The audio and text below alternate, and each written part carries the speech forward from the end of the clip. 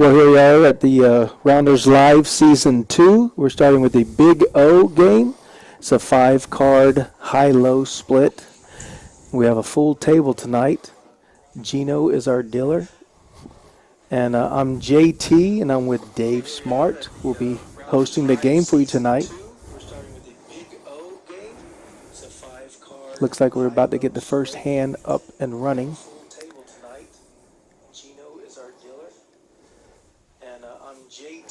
I see Mike in the background. Hosting the game for you tonight. Looks like we're about to get the first.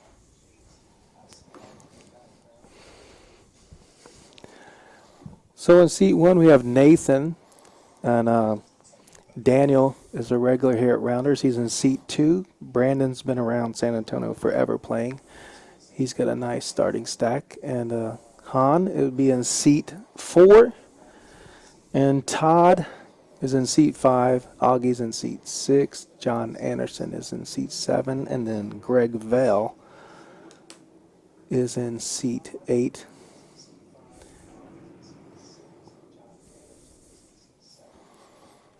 Dave, do you know much about the players that's involved tonight? I know a couple of them. There's Augie's in seat 6. He's a regular here. He's here almost every day. He's primarily a Hold'em player, but I is know he? does Okay. he does play Big O. John Anderson's in seat 7. He's played here a few times, PLO and Congress. Not real familiar with the rest of the group. I've played with John and, of course, Augie and Han, and I played with everybody actually at the table except for Greg Vail. Greg Vail's the new. I played all of them with Big O or Omaha. So our blinds are going to be 5-5, and I think the mandatory or a max straddle, if they do straddle, is a $25 straddle. Great. I know Daniel in seat 2. He's a regular Big O player. He plays quite often. Oh, yes. Yeah, I'm sure you played with him. So the hands are going by pretty quick. Everybody's folding hand 1, still getting to be fresh. And it looks like Hans is going to play his ace, king, jack 7 with the ace, jack suited of clubs. Yeah, I'm not a big 4 or 5 card player. I'm mainly Hold'em. I assume with pocket aces, you've got to put quite a bit less value on that than you do in other games. Yeah, being it's a split game, a high-low game, it's nice to have aces with some low cards. He had just a 7, so. Right. Looks like Brandon's starting out with over 10,000, and Augie will be starting out with 300. So the range is very high for the buy-ins. You know, Greg just came in from Colorado. He's our meetup game pro today. He's got a couple books on Big O. He's going to be staying the weekend and head back to Colorado. And his plan is to come back in December and do this all again if things go well for him. Well, that'd be awesome. Well, it looks like Hans is going to play a jack-jack 6-3-3, and Todd likes his ace-4 of diamonds with his king 7-6. But those hands are the jack-jack 3-3-6 is a little suspect. I heard with a split board. He flops a set. Set of 3s is in the lead. Set of 3s, wow. And Greg has an open-end straight draw. He checked his set of 3s. Oh, and now Greg has the king-high flush. He's going to bet it.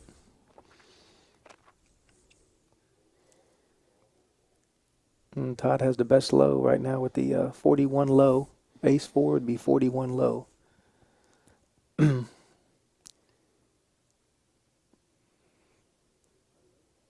I guess he let it go. Set of 3s just folded just like that, huh? Yeah, straight started to flush out there. That's pretty disciplined. Yeah, it's hard to call. He didn't have a low to go with it. If he had a low to go with it, he might call because he could get either the whole pot or at least half of it. Gotcha. Yeah, I know that's one mistake. When I do play PLO, is players seem to put a high focus on the low part of the game, and the best you're looking at is half the pot there. Yeah, you definitely want to play, at least from what I understand, you want to be able to scoop the pot, but it's very difficult to do with these high quality players right here. And they let go of big hands a lot of times. It looks like Nathan does have a straddle out there. The button straddle, so it should be Daniel acting first. Daniel with the ace 4, 6, 6, 7. He's going to let it go.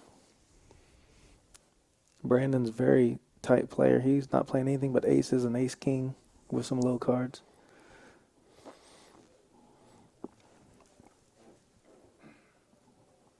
Have you done commentary before with Big O or Hold'em? I know you did our live stream. I Our did. first season. I did season 1. It was 90% Hold'em.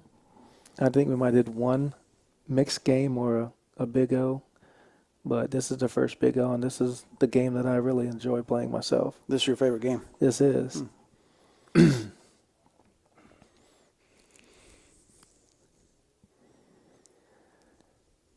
But, oh, we do have a Han. We can't see his cards. If he's betting, and Nathan has 2 pair, the 3 counterfeited is low, so he can't get a low. But Han's going to bet 150 into the pot.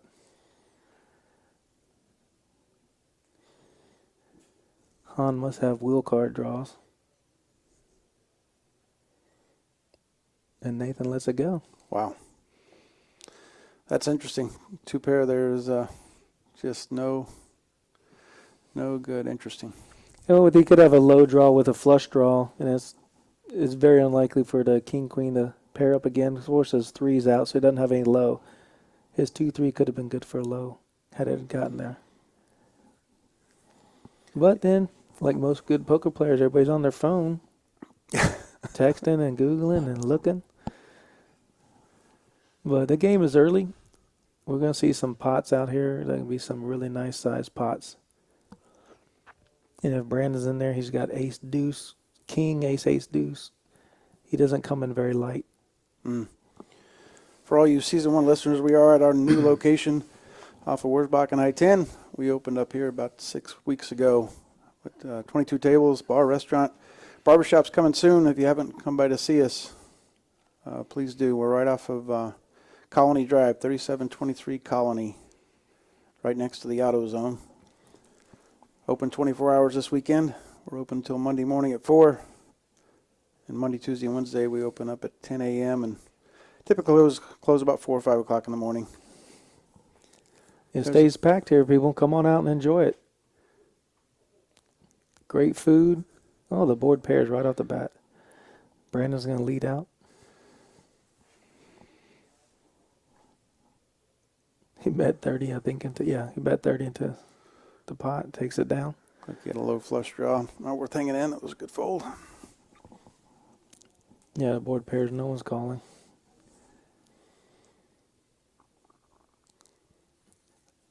Todd's a pretty disciplined player, so with the king high flush, he's not playing that at all. It's only going to cost you money unless he catches a king on the river.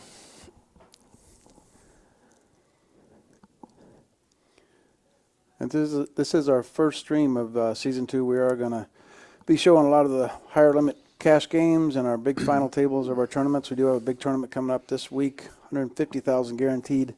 San Antonio Poker Masters starts on Thursday. We got 6 flights to choose from. It's a $400 buy-in, and we got satellites running all this week. Yeah, it's a lot of satellites, so you can get in for a very minimal rate.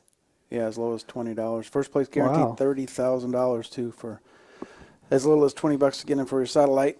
So it's going to be a nice payoff. $20 to $30,000.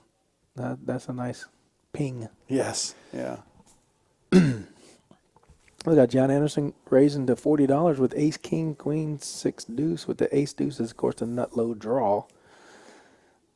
Brandon is in the hand, and Han calls. Han really needs an ace on the board to be able to play his hand. And John flops the nut flush draw and gutter ball straight draw. He's going to lead out.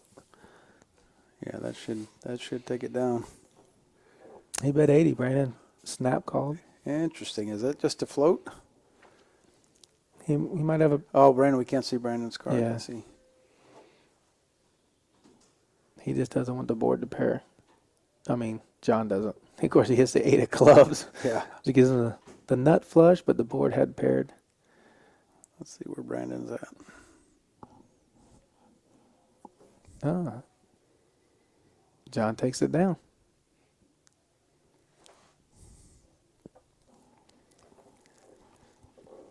Brandon's not calling there too light. He probably just flopped it straight.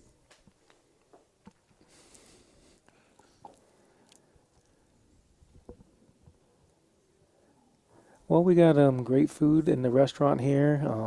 The bar's open. The restaurant's open. There's satellites going on. There's tournaments going on. There's live action going on. You need to come out and check out Rounders Card Club. We're located right off of Colony, right next to the AutoZone behind the HEB. Yeah, we had a record night last night. 13 cash tables going about midnight. Had 3 Big O tables, a few Hold'em tables. It's crazy. Had 7 tournament tables. The later it got, the more they came out. It's amazing. You know what they say, if you build it, they will come. Yeah, You built it. we built it. Yeah, They're on their way. Our next live stream will be this Thursday. We've got PLO specialist and a couple of Hold'em specialists. Suda Superman, Poker Traveler, and Fireman Scott are all going to be here this Thursday for our next stream. We're going to be playing 1, 2, 5, 5 Hold'em and also a round of each 5, 10. Make sure you tune in for that.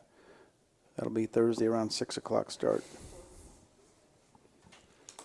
Looks like another set, and that's not only a set, that's a boat for Han. That is a flop full house. He's going to struggle to get action here with that board. He checked it.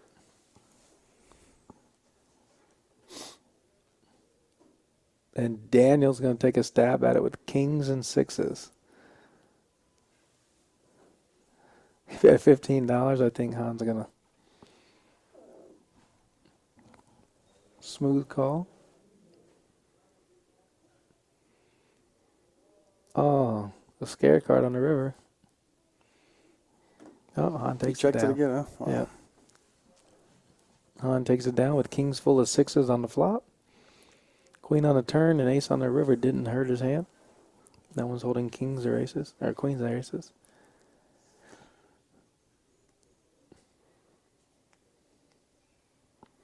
So 5,000 is our biggest stack. We got 2 5K stacks. What's the biggest pot you're expecting to see here in the first hour? There's going to be a $2,000 pot probably. Yeah. Brandon's actually sitting on $10,000. Oh, he is. Wow. Yeah, he's sitting on 10,000. So Got a rack of blacks. he's not here to mess around.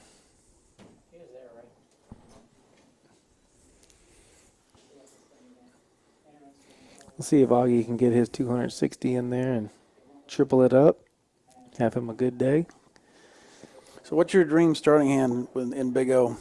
Well, I mean, I'm so predictable when I play this. I'm always having aces with low cards or ace 2, 3, 4, 5, something in those ranges where with flush draws that I can scoop a pot. I wouldn't play 10, 10, whatever Han played. I'm just not lucky enough to flop a full house or even see a bet with that hand.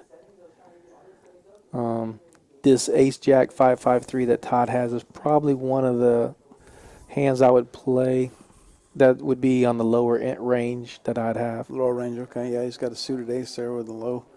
Not much for a high. No, he has to hit a 6 to make a straight, and the 6 is not the nut straight. So 8, 10 would beat him, and then ace 3 is not the best low. The board pairs, of course. So someone's got a king or a 7. And I can't see Augie's hands. Augie says, what do you have? I might be able to win this one. You're telling me that 5s and 7s is the nuts? What did you show, Augie? Gino wants to muck it, but he can't. Okay, there he goes. He's mucking it. So 5s and 7s is going to win that pot. That's crazy. Well, I'll try to get caught up over there. Well, Todd takes it down, tips his dealer. Remember, you can come to Rounders when you play at Rounders. Please tip your dealers and the wait staff and the porters out here are keeping you safe and clean. They do clean the chairs and tables as people leave so that you're getting a safe environment here. as safe as we can make it. Yeah, our staff works awful hard, and we're lucky. Our customers do take care of our people, and they do a good job of keeping us safe and clean. And the wait staff has been real busy. I would tell you, we got so lucky with our general manager of the food and beverage department. Some people are coming just for the food. He's got a great menu. I eat here every time I play. That's awesome. If I'm not commentating, I'm playing here, and I come here to play and have dinner, basically. Just opened our patio out back, our smoker's patio. It's Smoker's Paradise, huh? Yeah, Smoker's Paradise. We made it big enough to where you can go outside and eat and enjoy a beverage if you want. Take a break from the game. I'm sure there's a few people using that patio just to get a bad beat, go out there and smoke one and relax, have a drink. Yeah, go cool off in the heat. Yeah. Luckily, this is the perfect time of year to go outside and relax. Yeah, sure is. How many TVs we got out here showing sports? We got about 40 TVs, two mega screens on the big wall, and about 38 other 55, 65-inch TVs. We do have 2 golf simulators that are out front. They're top of the line, state-of-the-art golf simulators. Choice of almost 100 golf courses. You can come out and play Pebble Beach. All the famous courses.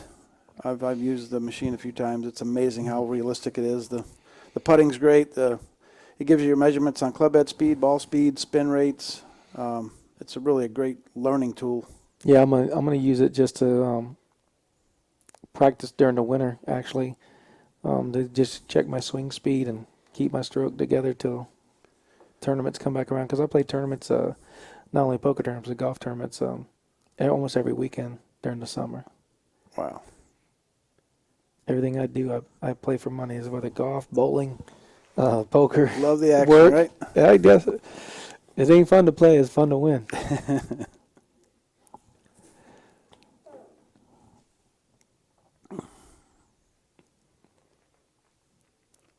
And Brandon's hand, I'm sure that's when you would muck. There's no connection, just high cards, no low possibilities.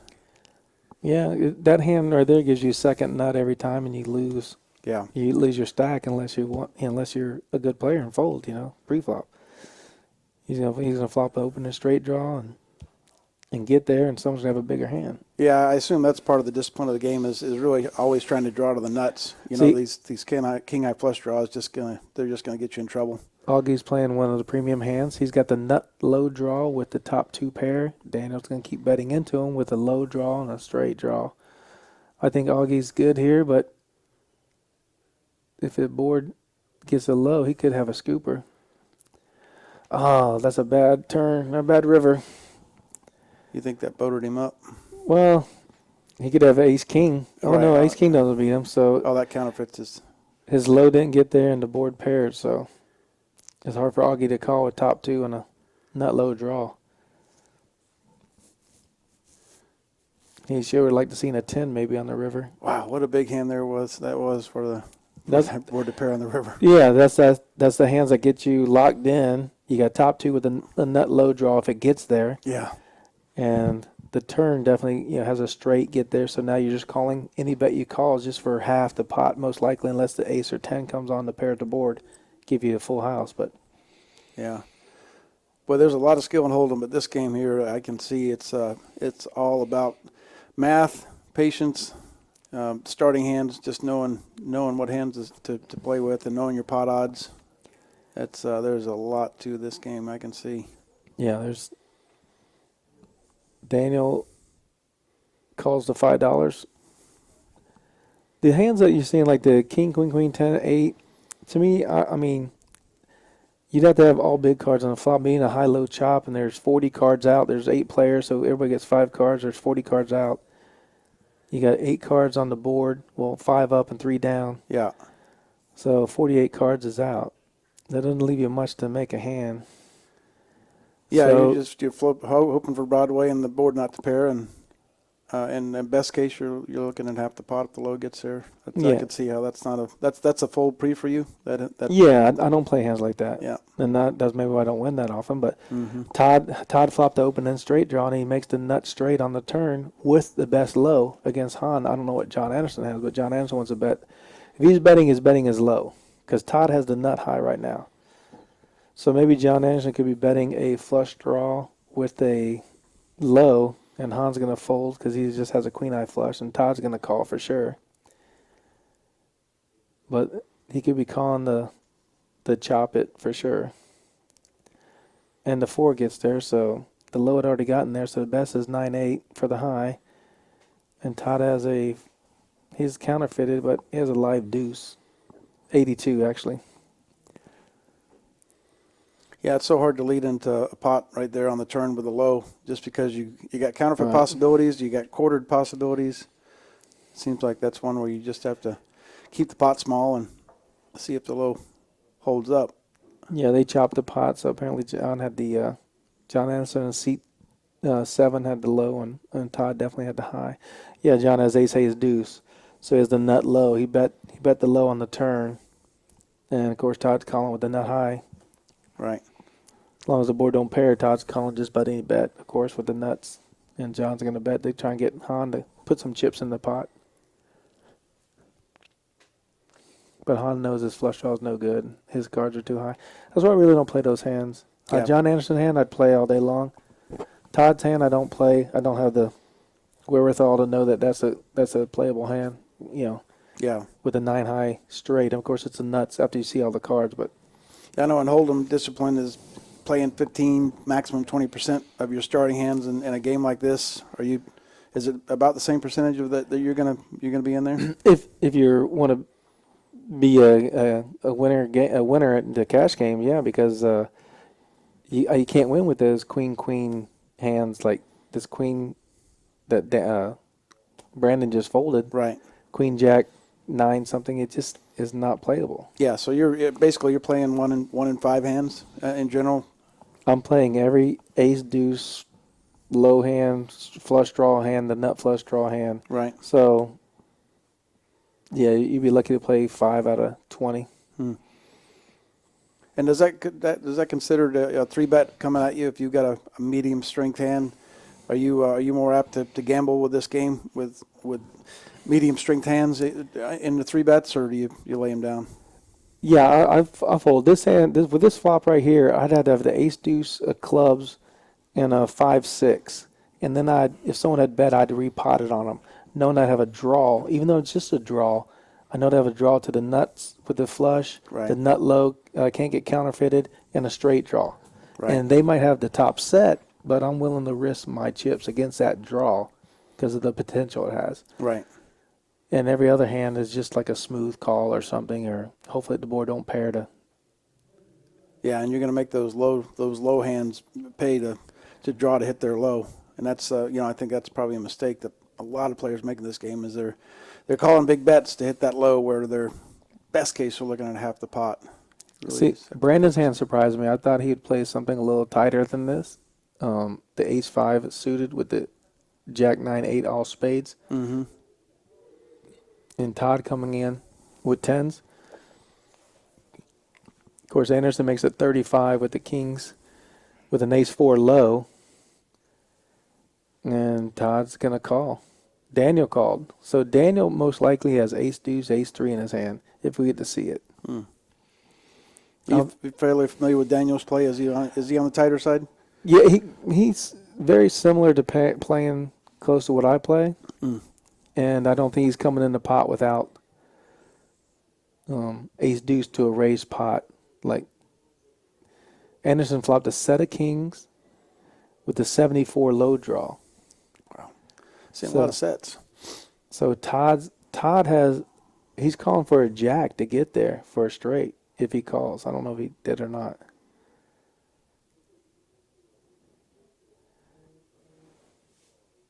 No. Anderson stacked up some chips, so. Yeah, that should take it down. Yeah. It does, yeah. That's a big flop. He got middle set. He has an ace blocker in his hand, plus he's got a low draw. Do you prefer Congress over a 4-card PLO8? Oh yeah, definitely. Yeah. The more cards I get to see, the better I think I have. Yeah, right. And the more chances that the other players are going to be making mistakes, and the looser they're going to play, I think. Right. Well, if I have ace, deuce, 3, 5, 6, and they have ace, deuce, king, queen, jack, and the board's all low where I can make a straight and the low, and they have the nut low, at least I can get 3/4 from Yeah, them right. because they're never going to fold the low. And that's a problem that I see a lot of players have is there's two guys with the low, but one guy has a low and a straight, but the board might make a flush. So the odd man could have the flush, and then the two get quartered Right. with the nut low. But I'm always trying to get 3/4 or a scoop. I don't like calling for half the pot. Yeah. And I assume you see that mistake often where players are just doing that. They're calling to try to win half. Well, I see them do that when they're heads up. Like one guy will pot it, and everybody folds, and the guy calls the pot bet, which could be $100, and you can only win $50 if the pot's 100. So you're putting in $100 to win $50 back just to make a low. You might not even have a low yet, Right. and to me, that's not worth it.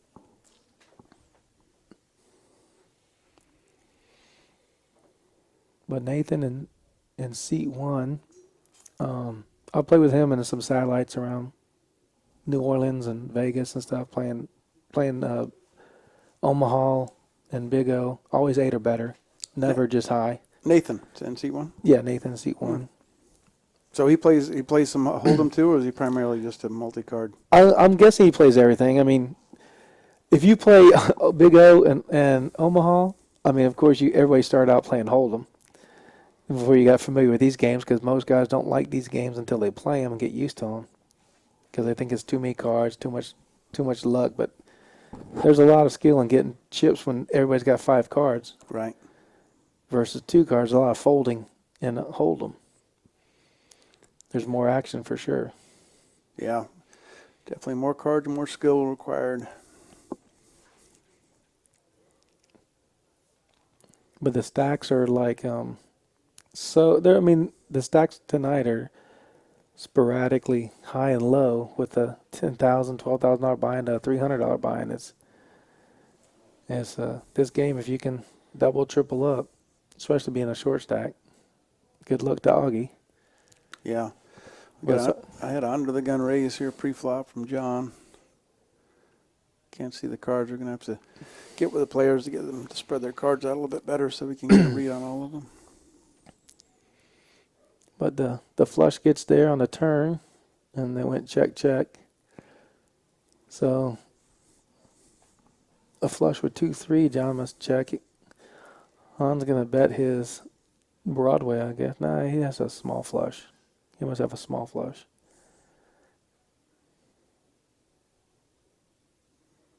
$225, that's a big bet. Yeah, it is. It's hard to call. John's going to fold.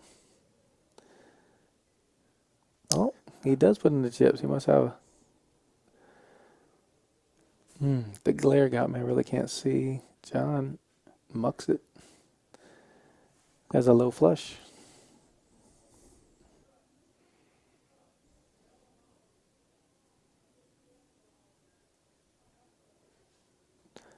Oh, he has a set of jacks with the nut low. Nice. Good bet. Oh, wow. He could bet the pot with the nut low because he knows John. And John, why would it shows John not getting any money out of that pot? He has a nut low, so I don't know what happened here. Oh, he should have got a quarter of it? Mm-hmm. Yeah, maybe the cards weren't read right. Yeah, because it showed him having ace deuce 3, which is understandable.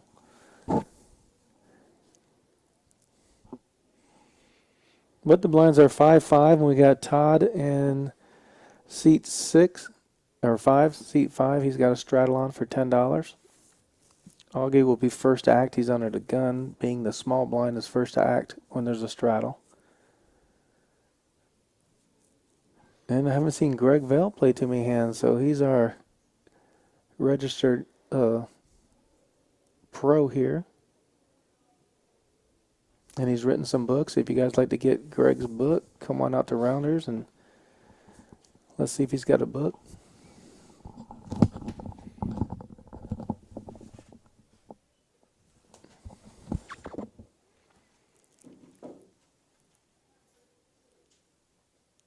Okay, we see Todd has a great starting hand. I like the 2, 3, 4, 5, 6. He has a flush draw, straight draw. But he definitely needs an ace on the flop to give his hand some strength.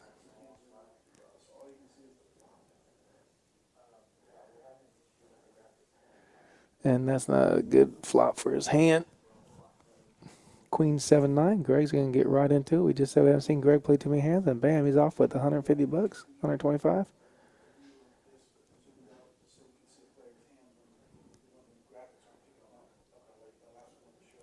Augie checked his first act on the big blind, and Greg bet. And oh, Augie goes all in for 45. Greg just calls. Let's see. I can't see Augie's hand, but I'm guessing he has a straight draw or a set. He might have checked his set.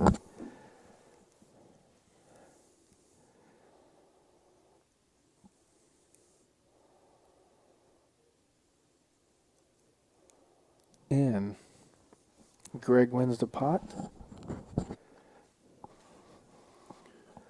Haven't seen a pot over 1,000 yet, have we? No, that was on this one. Greg bet. Augie had he had a backdoor low draw and a gutter ball straight draw. Turned to open ended. But Greg scoops the pot. 255. Augie jammed all in with a gutter ball. Didn't get there. No kidding. Well, he was short stacked. He had $45 just trying to double up. But he left his phone at the seat, so I'm sure he's going to go see the gentleman in the corner, Mr. ATM, ATM. and ask him for a loan. Rebuy City. Yeah, Mr. ATM is very hard at work. One of the hardest workers in this place. I can attest to that. It is amazing how busy those machines stay. Everybody brings some, but not enough.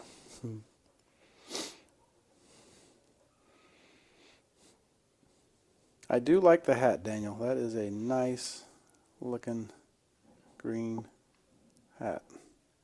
Must be his lucky hat. Well, let's see. By the end of the day, we'll know.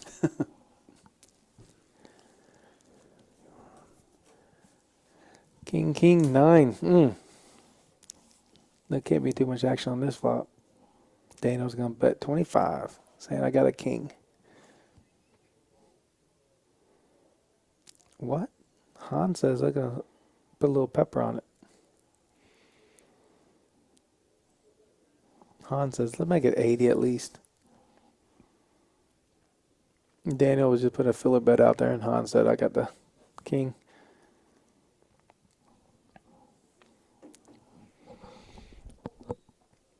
That's one thing I haven't seen a lot of people do in Big O as they do in Hold'em is put out a bet to see the next card so people don't, bet and you can't call. So you put out your filler bet to get them to just call, where Han here raised to take the pot down. Right.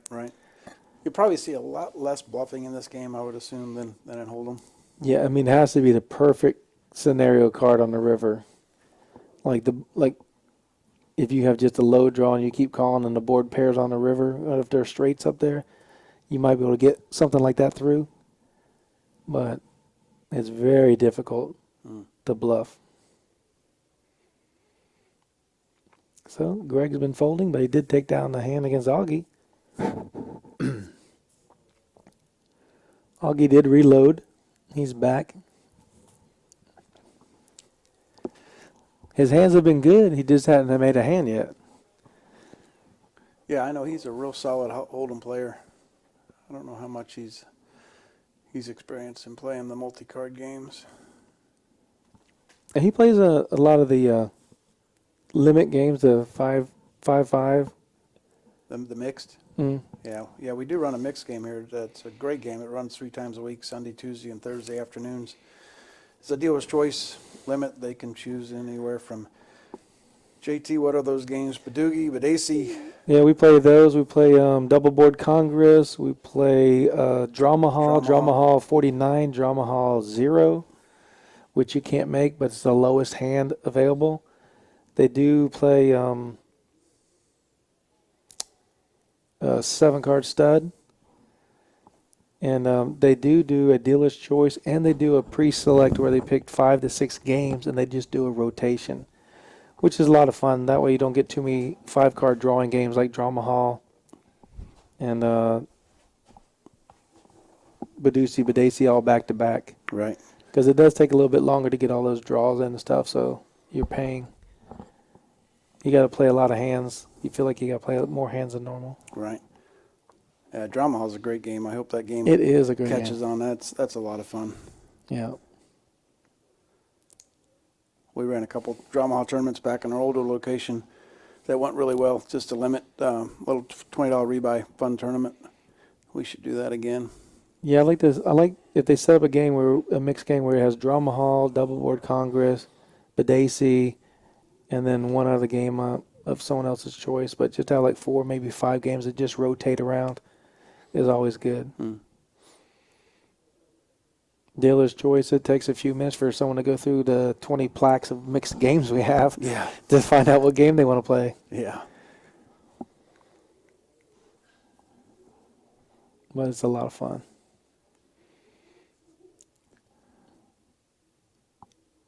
It's definitely better at a 5-5 or 5-10 game. So are we doing a bomb It pot? must be a bomb pot. Yeah. The bomb pot is when we have 2 boards go out. Everybody gets a hand. Everybody puts in $10 pre-flop.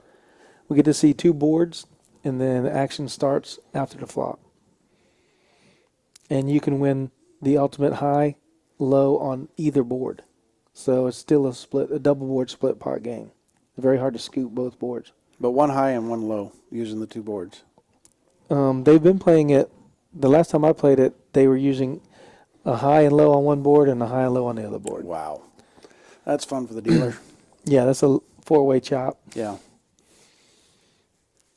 Yeah, bomb pots and hold'em are becoming extremely popular, and I'm amazed because me as a player, there's just so much variance involved when you're looking at flops with deuce 7 and you flop 2 pair and you just have no idea where you're at, and aces and kings are just worthless in my opinion. Yeah, absolutely. And they do that with the pineapple game now, where double board pineapple, you get 3 cards, you can discard 1 after the flop, and you're playing 2 cards. So out of those 3 cards, you might have 2, 3, 5, and the flop is 5-5 on one board, and you're almost guaranteed to win that board. Yeah. Yeah, that game goes almost every night now. That pineapple double board bomb pot, and that must be just a lot of fun. As far as trying to win money, I don't know if I'd be there, but definitely a good time. I'm a fan of pineapple games. All right. Yeah, it's a lot of action. I see a lot of money being shipped around those tables. Well, we got the Greg Vail meetup Big O game today. I'm JT. I'm with Dave Smart. Looks like Daniel's going to reload a couple black chips onto his stack. A little 600 add-on. Under the gun with low cards and no ace. I assume that's a hand you're mucking right away, especially he's in the small blind, I guess. Well, Nathan's hand with the Queen 7, 4, 3, 2. Basically, the only way that hand makes is with an ace on the flop. Right. Anything other than that, you're hard to make a hand. Right. 2's counterfeited, so now he's got 3, 4. So if an ace does come, he does have a flush draw. But Daniel has the ace 4, which is nut right now against Daniel's hand and Nathan's hand. Yeah. Yeah, he's got to be gone. Yeah. Of course, once he didn't catch the ace, he's going to fold, and Greg folded right away.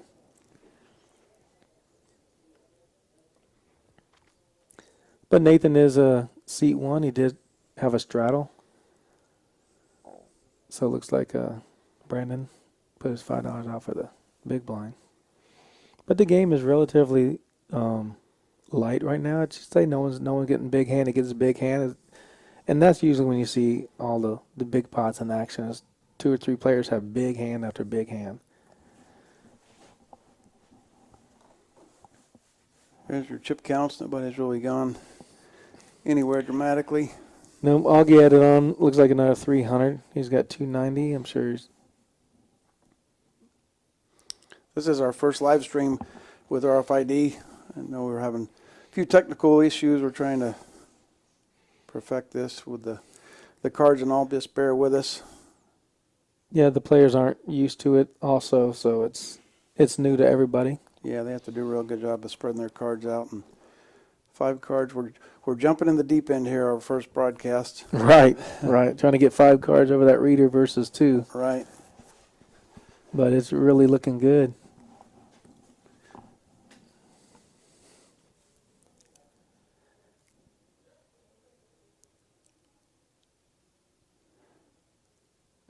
Yeah, Greg, he's pretty solid. Yeah, he just marked that all the low cards, right? He had a queen and 4 lows. Right, with no ace.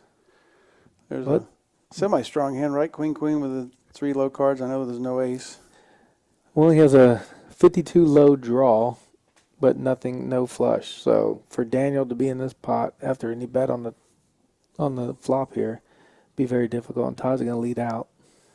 Yeah, and I'm betting this is the type of board where most players are going to be playing Daniel's hand, and they shouldn't be. You're looking at maybe hitting a low, and even if you do, you might not have the best low. You might have the same low as somebody. It's just it's a good fold by Daniel. Augie's betting. Oh, Todd bet 150 and Augie went all in. So Augie has a flush draw and the wheel. Oh, the straight got there. He's got 6 high straight and a wheel. What's Augie showing? Oh, wow. Todd made the top nut set flush. aces. Yeah, he had the nut flush on the turn with a set of aces. So that's a chop pot. And Augie turned. Of course, the 1 card makes both their hands. Augie makes a wheel with the turn, and Todd makes the flush. So it's just a chop pot. So Augie taking care of the deal with that chop pot. We love you, Augie. Yep. He's one of our favorites here. He's a good guy. I play with him a lot. Yeah.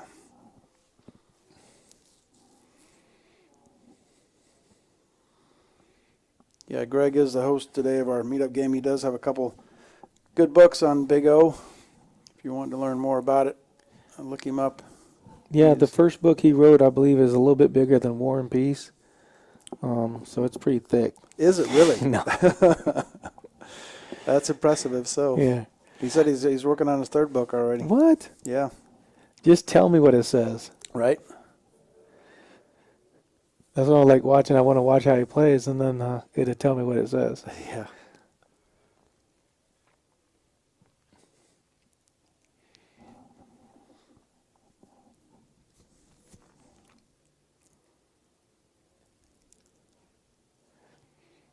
We'll see that in that last hand where they chopped it, Todd and Augie. Augie did have a flush draw with the nut low.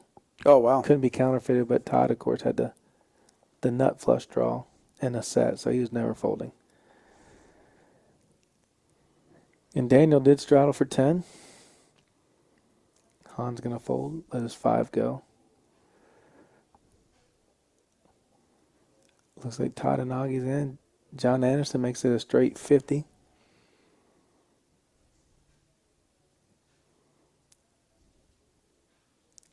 Todd's going to let it go, and Augie's going to play.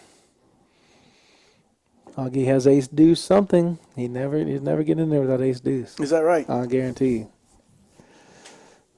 If we get to see his hand, he's got ace deuce in there.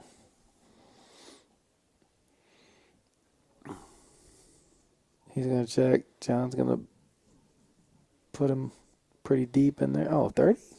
I thought he'd do a little better than that. He did call.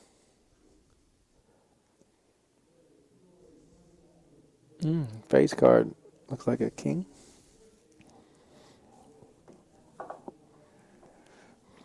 Did you miss the goings on in Vegas this summer with the World Series, or you want to make that trip every year? No. No?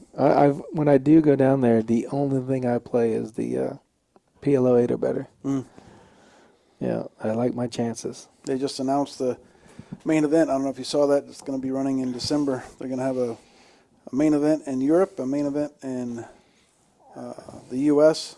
online. If you're in the U.S., you got to be in Nevada or New Jersey to play. Right. And they're going to play down to the final table and then show that live at the Rio. And they're going to have a final table in Europe the same way. And they're actually going to have the winner of each of those final tables meet up in Vegas to play heads up for $1 million. I think December 28th. So. Oh wow. Yeah. So same format as the main event, 10,000 buy-in, no rebuys. So it's interesting. Glad to see that they got that going this year. We used to play satellites at the house where there'd be 20, 25 players, and everybody puts in $100. And basically, what it was, everybody signed over that whoever won got their ticket and extras to go play in a $1,500 hold'em event in Vegas. And whatever you cashed, all the players in the back got 10% of what you won, and then you keep the balance, which is right. But I lost to a buddy of mine, Sandeep, in one of them. And but I told him if I won, I want to play in a PLO 8 game because I'm better at PLO 8. I feel like than I am at Hold'em, and you'd have a better return on your money if I was playing something I felt like I was better at. Right. And they all said no. If you win, you're gonna play Hold'em. I was like, okay, Oh, fine, but wow. I'm trying to help you out. No kidding. You know? Right. But Sandeep won, and I don't think we cashed, but at least he. So that was just for a 1,500 seat, not a main event seat. Right, just $1,500. Any $1,500 event. Gotcha. Didn't matter what time of the month. So it looks like we got a low draw for Han with a pair of aces and flopped wheel for Brandon. Oh yeah. Just calling with his wheel. That's kind of interesting. What do we got going on here? He didn't fold the wheel. No, he won. He took down the pot. Yeah, Han's not gonna play any further. Yeah, Brandon took it down. Yeah. No, see, look at his hand. What he gets to play. And I don't know if they limped and I missed it because I was talking about how good my game was. Right. I don't know what the bet was. If he just got in for $5, he's in the blind or something, and you got to have the ace come out with a 42 board, and he gets the perfect flop. Yeah. But that's how good Brandon runs. No kidding. Yeah. So it was, I guess, a button. Was that you think that was a limp button there, or did he raise that hand on the button to the small blind? Well, Augie has a chip out in front of him, so I don't know who's the button. It could have been Brandon. Okay. I don't know if Han is the button right now because I don't see it, so it could be in front of him. Gino's head could be blocking it. Yeah, I think Han's the button now.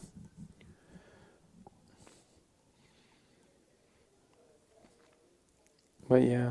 And position probably isn't as critical in this game as it is in Hold'em. I assume it's more of a card playing game than it is right. position. Yeah. Position don't mean a whole lot if you got the cards to call anything. Right.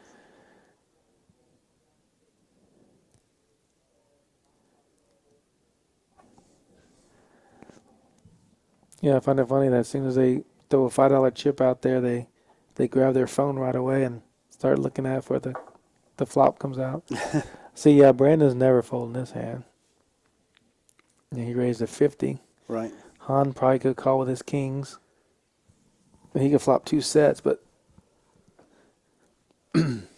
Todd's never folding his hand. He's got ace-9 of diamonds with the nut low. Brandon has the nut low with clubs, and the 8 comes out, which gives Han the set of 8s with a queen-high flush. Yeah, draw. That's going to be an action flop there. Do we have any no flush draws there? Well, Todd we do a queen-high flush draw with a set. Yeah, and Todd has ace-9, so if the ace comes out, I'm pretty sure Han can get away from it. Mm. But Brandon needs a low card to get his 52 good. Han did bet $75, which, that's one of the keys that I see when I play. Is like he put out 3 chips, right? Mm-hmm. So that indicates to me that he has a set. I don't know if a lot of people catch that, but if someone bets 3 chips, a lot of times they're betting their set. That is interesting. I've never heard that. Yeah, that's what I found. And they do it subconsciously. They're not thinking they go, I got 3 of a kind, so I'll put out 3 chips, not knowing that that's what they're doing, and I find that to be a lot. Now everybody can bluff me by doing that now because if you throw out 3 chips and they're all the same denomination is the key. Watch it. Watch the next time we see another player with a set. Let's see what they bet. Okay. But everybody folded. Brandon don't want to call for a chop to win $37.50 by putting $75 out there just to get half the pot. So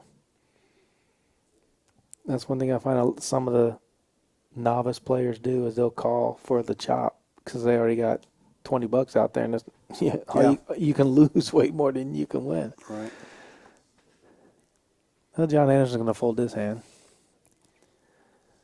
Greg, we didn't get to see your hand, but I knew you were folding anyways. Yeah, no, not much there.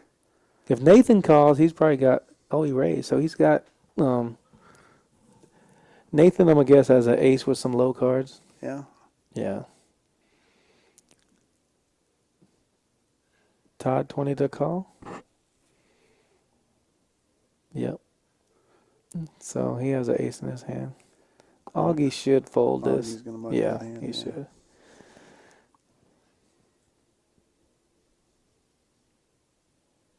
No, Nathan checked pre-flop.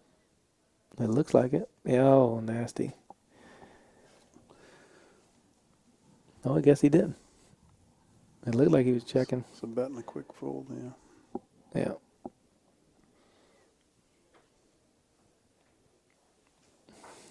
Gino, there's your dollar. Thank you for the aces. Augie is short stack, but he's going to straddle and try and double up his money. Smart man. Nice. And that's a Hard Rock straddle or a Mississippi straddle? It's not Mississippi. I don't know what they call it because under the gun, the small blind will act first. Oh, okay. The small, so it goes right to the blinds. So it goes right to the blinds, yeah. So it's just a hard So- straddle. Gotcha.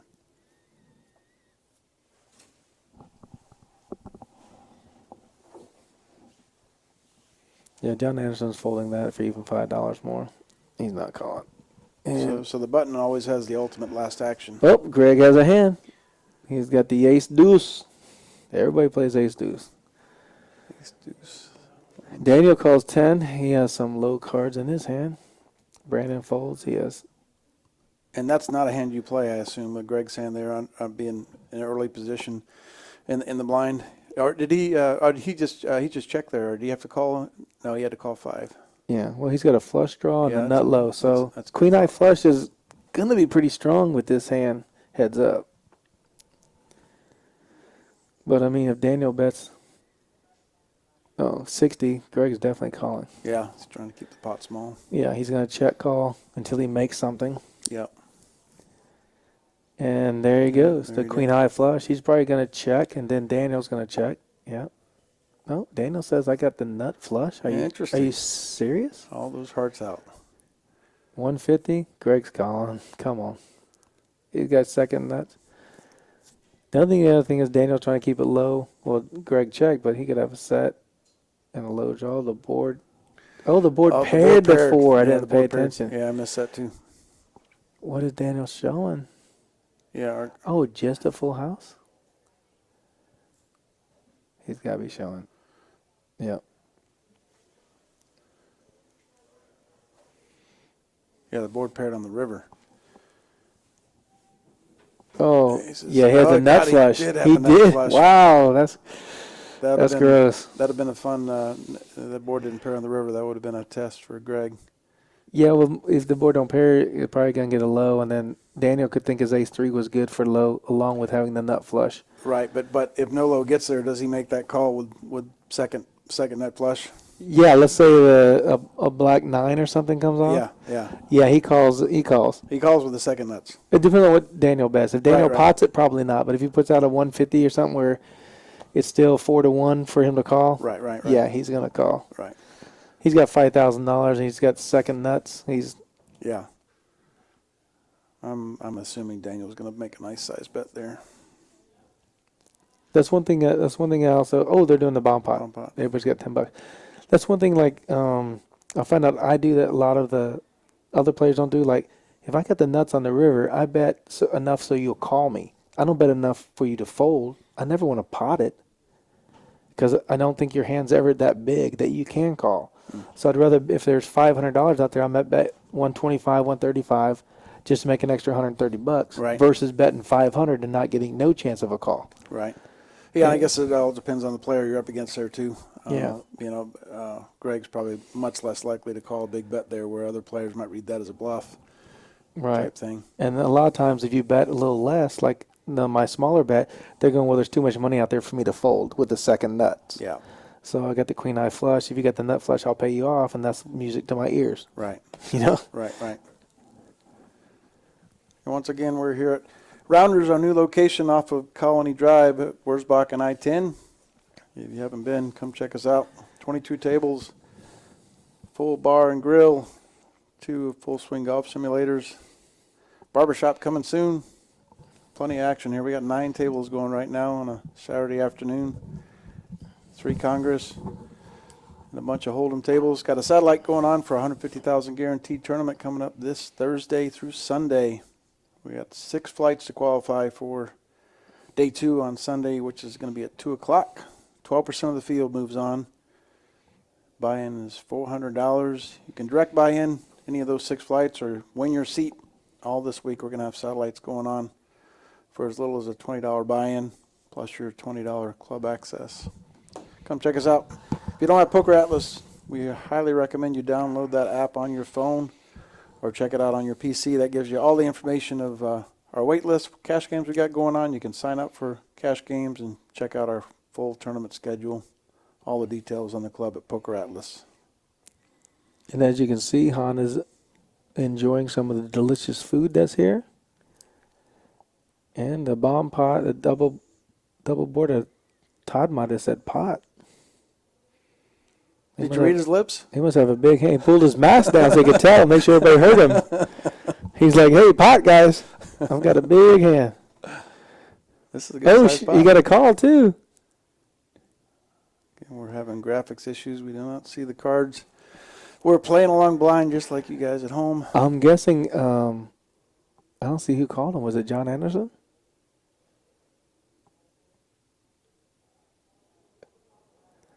Yeah, it wasn't Greg. It had to have been John Anderson. They tabled their hands, and John's saying, I got this on this board. Todd's got this. Let's chop it. Let's just chop it back, guys. Ooh. Did he get a scooper? Oh, man. Something's going on. I don't see it. There's 625 out there. Oh, someone got quartered. Todd got quartered. So John's getting 3/4 of the pot. That's why he gave him half of what John's stack was. Oh, Now wow. John's getting that size stack, and he's getting half of the rest. So basically, they both had big hands, and unfortunately, we weren't able to see the actual cards. But John enjoyed it. And Gino enjoyed it too. He got a nice little tip from John. That was how big was that pot there? A couple grand? They chopped up? It was right at John had 650 out there, so yeah, they had about a $1,500 pot, $2,000. And Todd gave John $325 plus half the main pot, or 3/4 of the main pot. So that's a good little hit for John on the bomb pot. That is an action game, that bomb pot. Yes, it is, especially in this 5-card game. I can't even fathom. I just, again, getting trapped in a hand and hold them is one thing, but now you're looking at 5 cards and getting to see a free flop. It's Well, see, on the bomb pots, they can't burn because there's 10 cards on the flops, or 10 cards total on the flops, with everybody getting 40 cards out. right. Wow. So every card is used. You don't burn on the flop, you just burn on the turn and the river. Turn the river.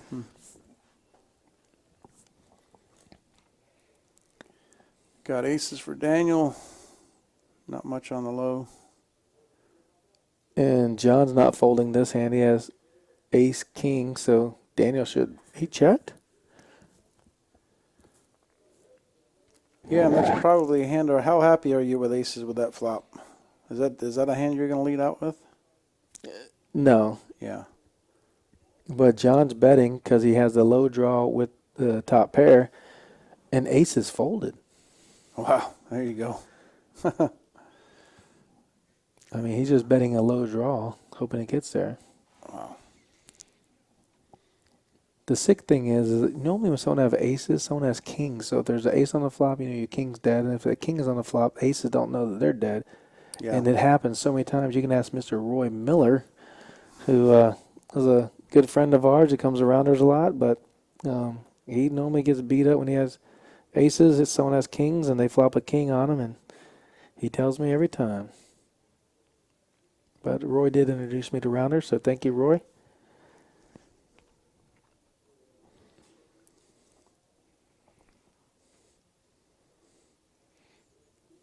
Nathan's sitting there. He's got a lot of bling on. Love showing you he's good at cards.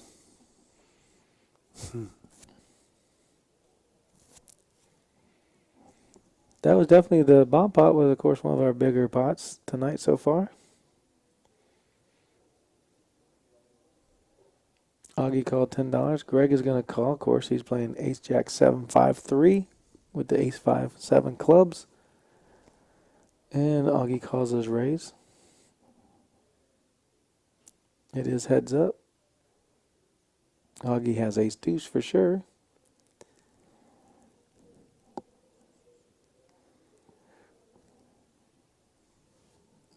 Greg has a gutter ball with Ace 3 low draw.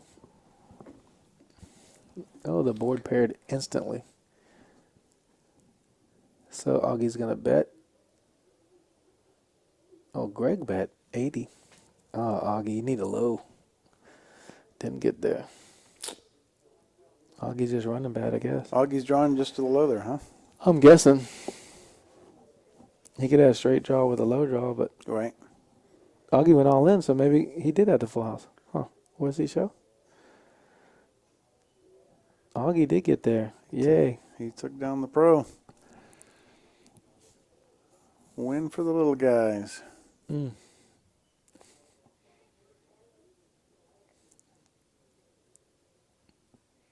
I guess Nathan's going to straddle every time the button gets to him.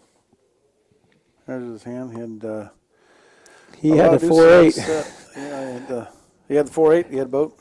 He must have been in the blinds because they call it 2-2-2-4-8. Yeah. That's not a playable hand. It's pretty ugly.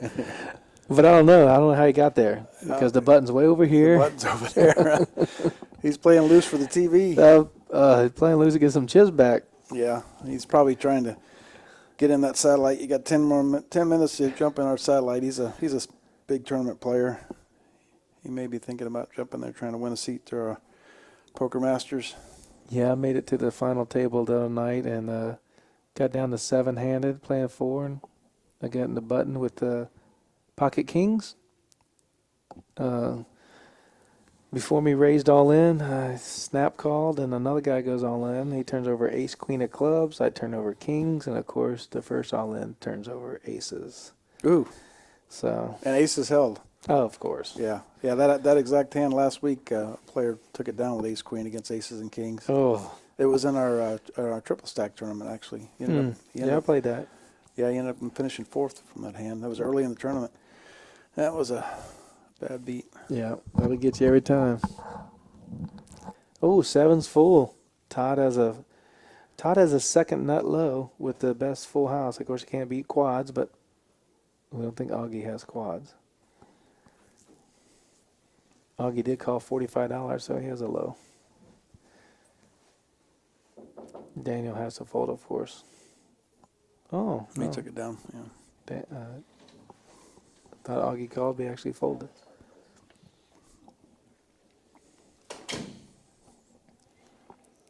We have to get a smaller dealer in this game. Gino's too big of a man he blocks half the screen. Yeah. We've got a few other camera angles that we're going to have available here. We're having some technical difficulties in the tech room. We're going to iron out. We'll be ready to go on Thursday at 6 p.m. for our next live stream. That's going to be with Suited Superman and our local poker traveler, Cedric Trevino. Said he's going to be playing. Yeah, he's our Hold'em. And you said the specialist. fireman? Who's the fireman? He is Is he a poker traveler? he is a poker traveler. Yeah, Okay. they they also do meetup games around the country. Oh, nice. Yeah, and Fireman Scott, we're going to be running PLO and Hold'em. So a round of each? A round of each on the stream, and then we may swap it out for just Hold'em. I'm not sure which game we're going to stream live for you on Thursday evening, but we'll be running most of the night. We're expecting quite a few tables. We're advertising the meetup game. Last time we did that, we got 10 5-5 tables at our older location, and now we got the room. We're expecting a few more. So we'll stream a main table and then have everybody rotate through to play with the pros? Or? Right. Well, we're going to have a list to get on the mainstream, and a lot of players don't like to be on Gotcha. TV or on YouTube, so they're just coming for the action. And many of these players follow these guys online. They do a lot of streaming, so they've got quite the following. Yeah, I've followed Seti, of course. He's a Rounders local player and a good guy, and I haven't heard of the other guys, but I'll definitely check them out. Yeah. Said he was just at Best Bet in Jacksonville. He's heading back today, I believe. He was playing a big 10-25 game. He said he had a couple winning sessions there. That was streamed on their channel. Yeah. And they're hitting Houston and Austin, I believe, before us, so they've got a little tour going on this week. Yeah, there's money in every city.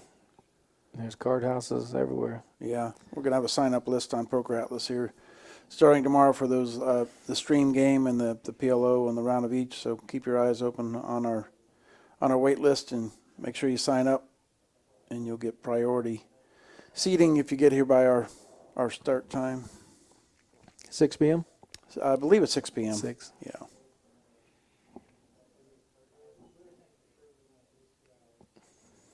And we have a private club, but anybody can join as long as you're 21 years old.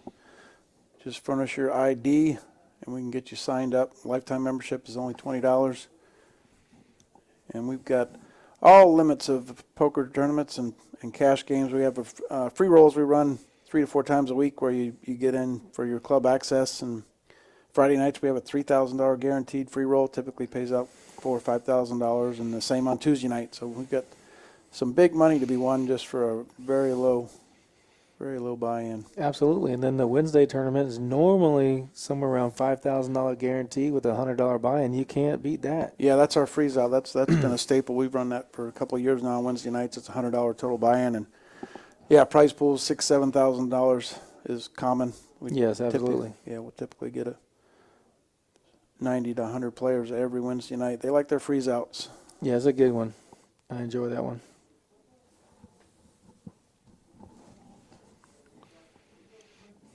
Augie, you got 10 minutes to jump in that satellite, buddy.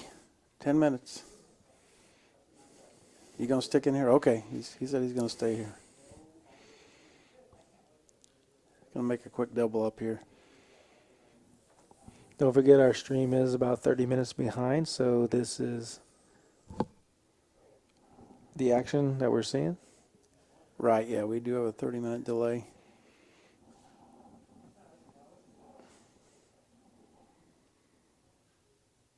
So John Anderson added a nice little stack to his pile. He did fold ace-4. So Nathan letting his hand go. Brandon's never going to play 10-10, 7-5-2.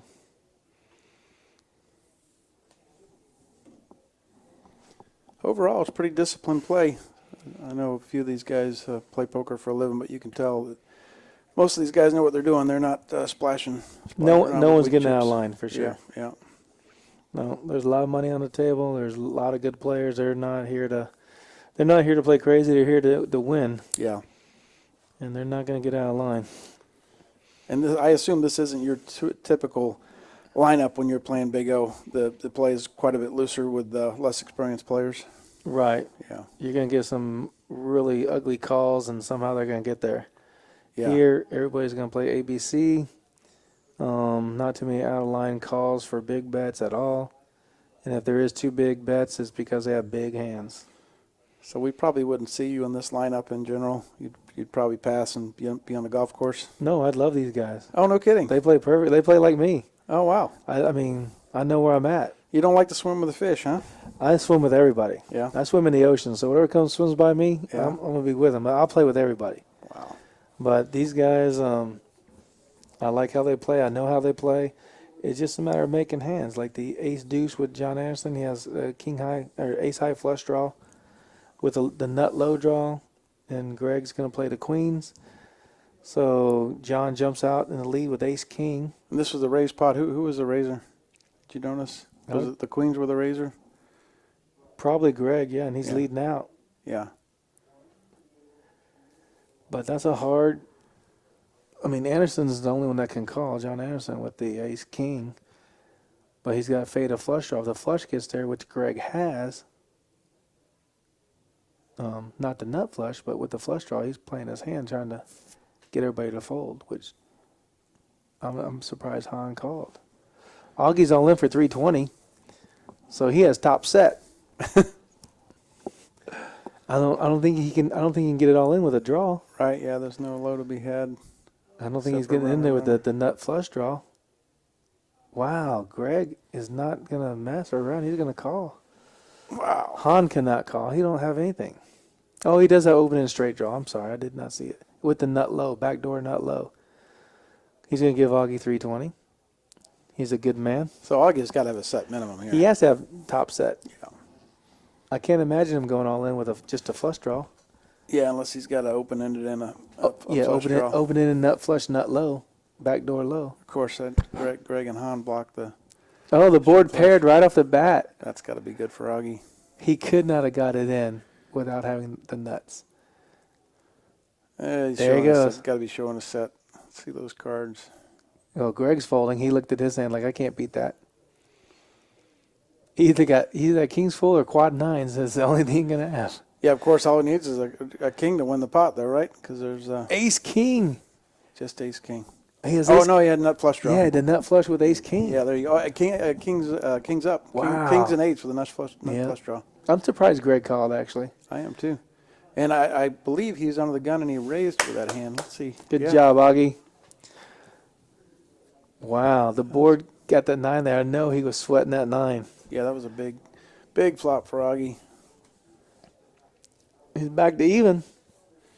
Oh, he's profit. He's up 320. Is he? Did He bought in the first time for 300, and he went back to go see Mr. ATM. Yeah. So he almost tripled up there. Wow. Yeah, so good job. I'm surprised it held up. Yeah. Me, someone who showed 9-7-7-7 and beat me. Okay, Augie. 5 minutes in that satellite. There's your hand. He's staying. He's He's focused. staying. He's stacking those chips. He's focused. Now he lost his first buy-in. Now he's good. Yeah. Now he's going to start making hands the rest of the night.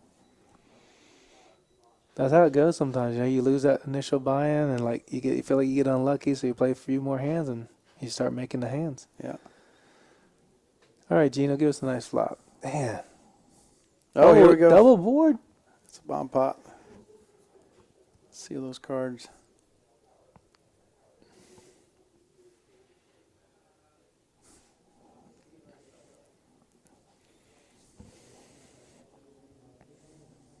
You know, when you do come to Rounders to play here, you are required to wear a mask, and it is required to cover your mouth and your nose, as you see all the players doing on the feed, as well as the dealers and everybody in this location.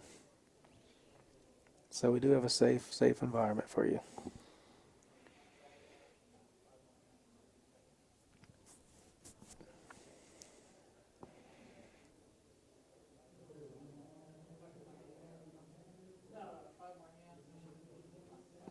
King on the turn 9, so we got no low on either board. Wow. So an ace and a 9 is going to be pretty strong.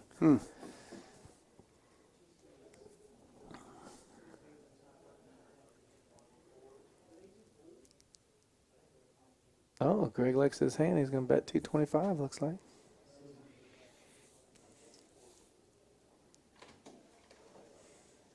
And Gino gets the $1. Thank you, Gino.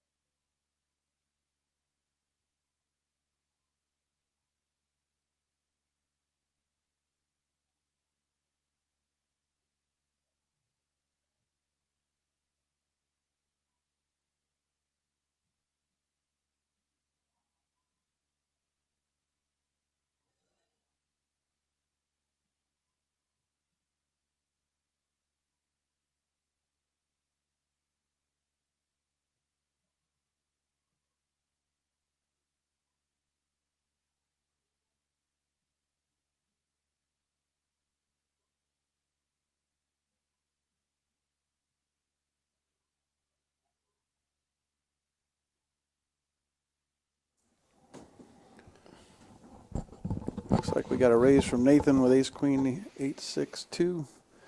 Ace deuce suited. It's always going to be there. Yeah, absolutely. Got a 3-bet from Brandon. And Todd is always going to call with the ace, jack, jack, 5. He's got the nut flush, a set draw. Brandon has to have ace deuce, something in his hand, of course. That's a big flop for him. He's got the already got the nut low with the flush draw, nut flush draw. Probably not going to get any action. Well, he checked. Nathan's being tricky. Yeah, he is. No one can bet that but him. Because now the board paired, he's going to bet. He might not bet because Brandon's in the hand too. You don't want to get quartered. Todd needs a jack and a jack only to play this hand. I don't think he knows his ace 5 is no good. He can't beat a 4. So Nathan bets 350, pots it. Wow. Our jack's going to be there.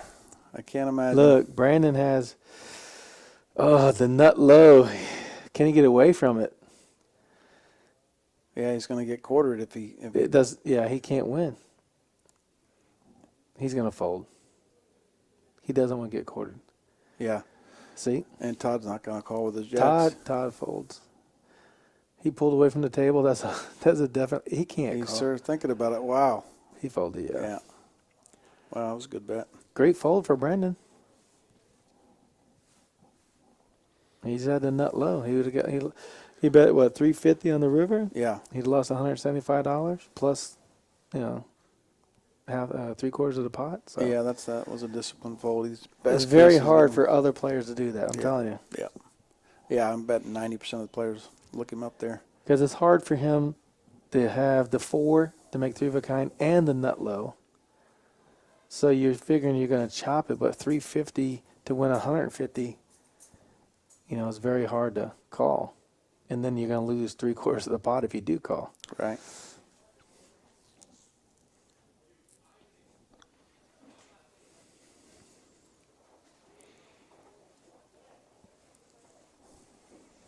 So Greg has written 3 books, you said, Dave? Yeah, he's written 2 books and he's working on a third. And you know what the books are called? I do not know what they're called, but we're going to get that information for you. He's going to be playing here all weekend long. Okay. For any of you local Big O players that want to come see him, and he's got some books on hand. So you can sign them and stuff? Yep. Awesome. I'm going to buy the audio version. Yeah.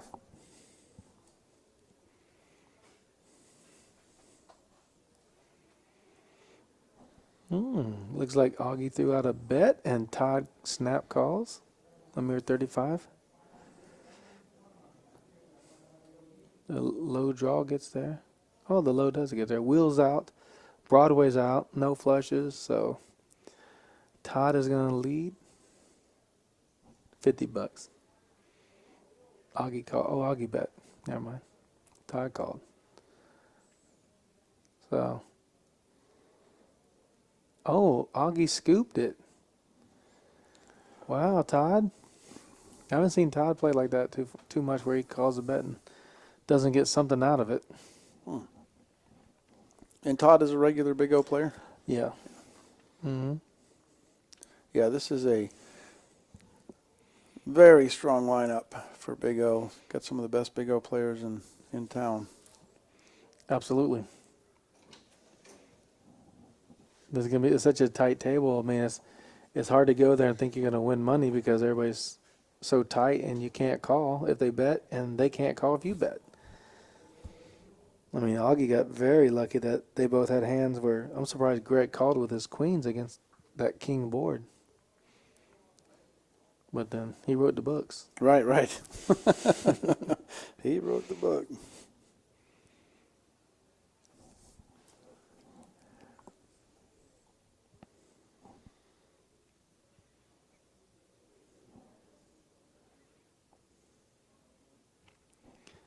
Yep, Brandon makes it 35 with ace 3 5 7. Did Brandon fold that hand? No, I don't say.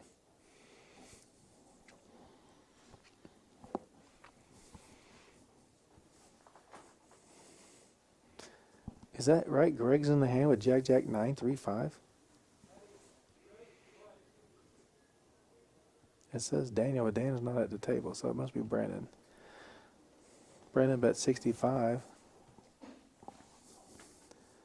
Greg does have top 2.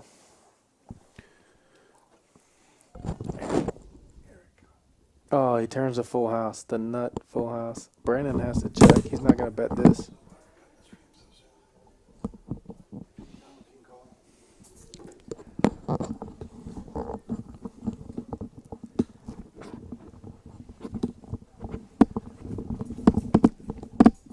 Whoa, he bet 150 and Brandon did call. The ace on the river. Oh my gosh. Did I see Brandon have ace? Oh my gosh. Brandon folded ace. No, he has ace. It says Daniel, but it's actual Brandon's hand. Oh, okay. He's going to show ace 3-5, I think. Maybe. Oh, no. 9's full over aces Oh, full? yes. Are you kidding? Yes, that's such a, Greg, that's why I kick myself. I say, why would I play that hand? Jack 9-3-5. Wow. And look at Greg thinking about it. Whoa. Are you kidding me? Good fold, Greg. Are you kidding me? That's why he wrote the book. Wow, he did not just fold that quickly. That's amazing. You know Brandon has got that aces. Oh, my goodness. Whoa. That's impressive. The name of his book is Scoop. He's got 2 books named Scoop, and the third issue is coming out here in the near future. I wanted Scoop to be my online name, but I never scooped a pot, so I had to change it. Yeah.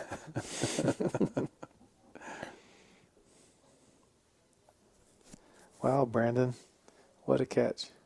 I told you he runs good. Yeah, that was a magic river. That was crazy. Once again, you're watching Season 2 of Rounders Live here at 3723 Colony Drive, right off of I-10 in Wurzbach. We're at our new location, been here about 6 weeks. Come out and see us. Tonight we got a free roll, $1,000 free roll at 7 o'clock for all you new players.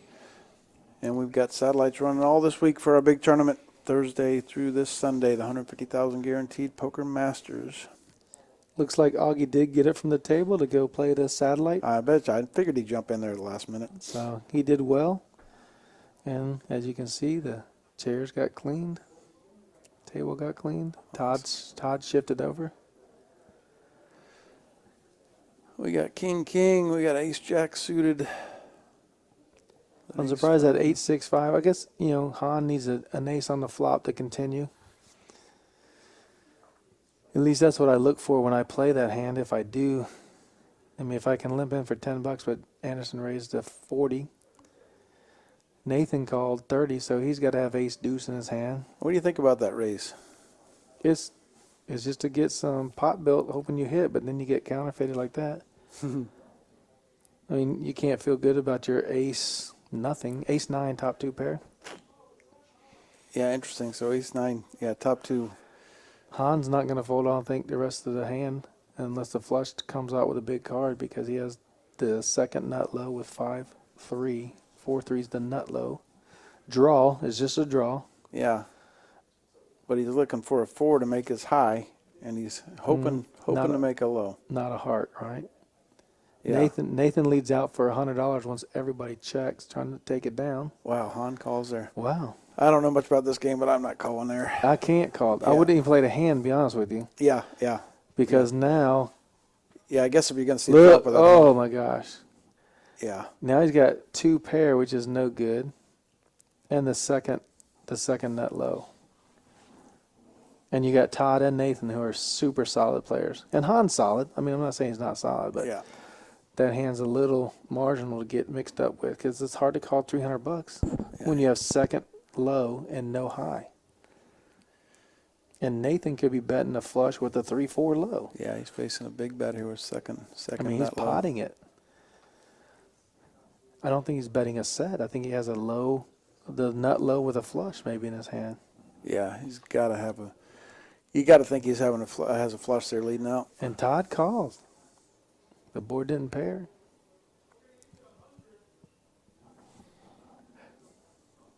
But Todd's not calling light. I guarantee you that.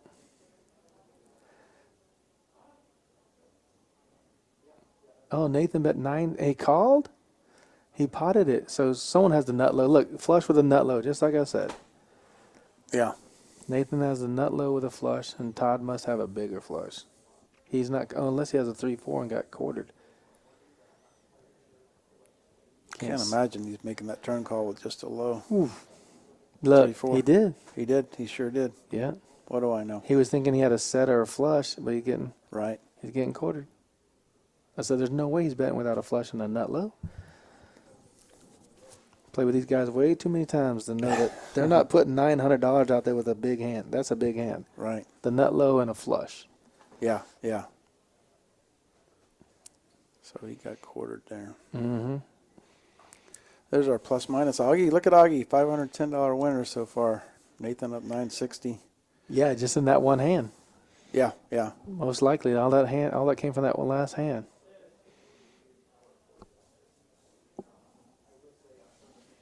But that's what happens when you don't want to fold and you get there with just a low and you got no high. You're hoping that your nut low is good and his 2-pair set or flush, you're going to chop it. But that's the bad thing about calling it those big bets with just one side of it. Right. And your head's up. Because they always turn over the big hand. And you're like, ah. Well, I'm JT and I'm with Dave Smart and we're hosting the Rounders Live 2, the Big O. Big O is live in San Antonio, people. Come join it. Come play it. Be a member at Rounders. Lifetime membership, $20.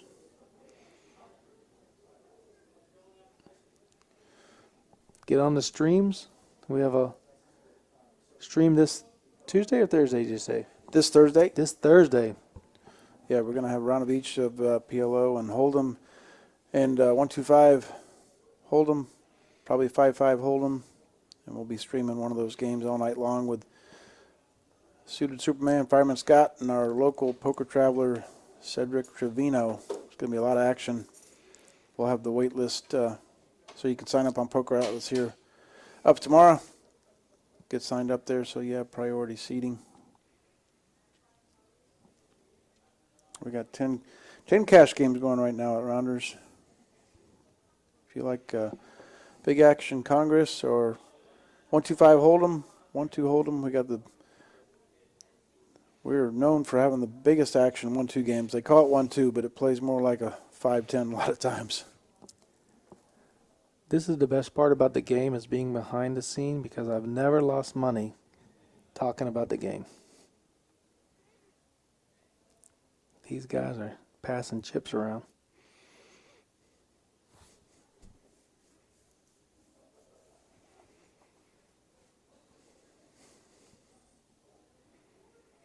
We have a seat open if everybody wants to play. 5-5 Big O. 5-card game. High-low split. 8 or better. You don't have to do much but come beat these other 7 players who've been doing it since they were 6th graders.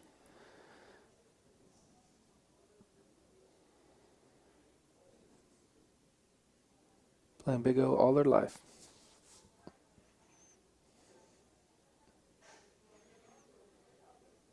Han, you're not playing that hand.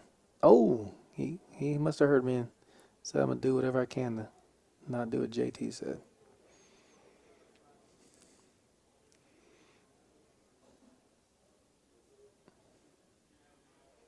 10-10, 9-8-6.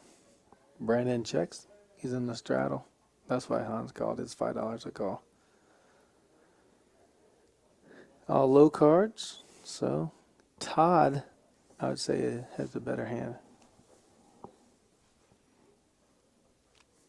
Yeah, he bets 30 and takes them down.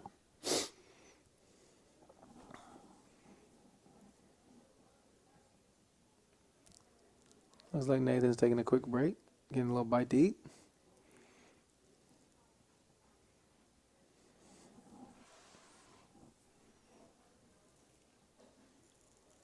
Yeah, Brandon seems like he's one of the tighter players at the table.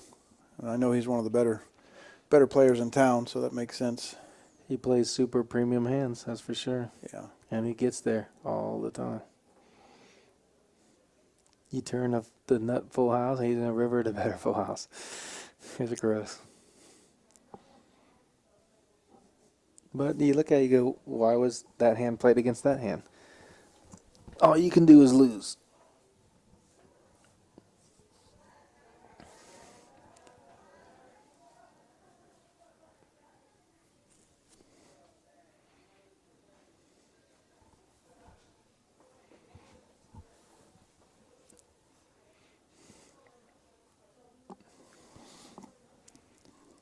Looks like Nathan is going to fold his ace-5 low with ace-queen. Hans going to take it down, and we have a no player at the table.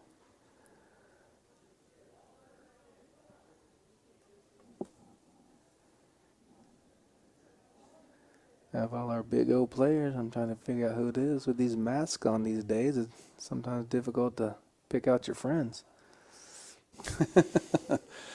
Yeah, it's a poker player's dream. Right?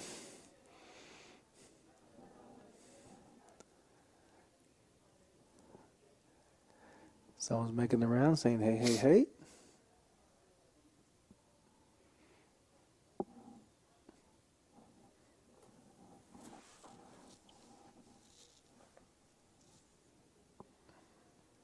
Oh, we're doing a bomb pot. That's good.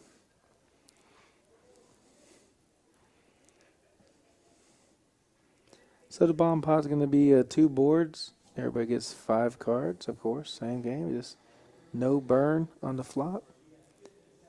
Just burn on the turn in the river. Every card is played.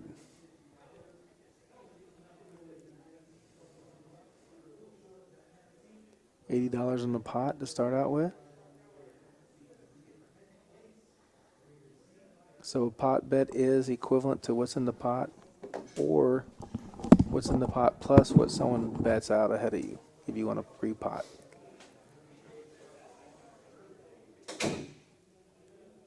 Checks around to Todd, who's going to lead out with 80 and a pot bet.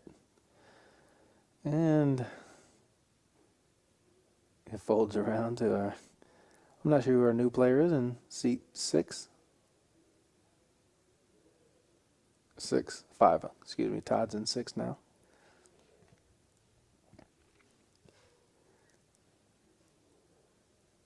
Wow. The rivers that got there.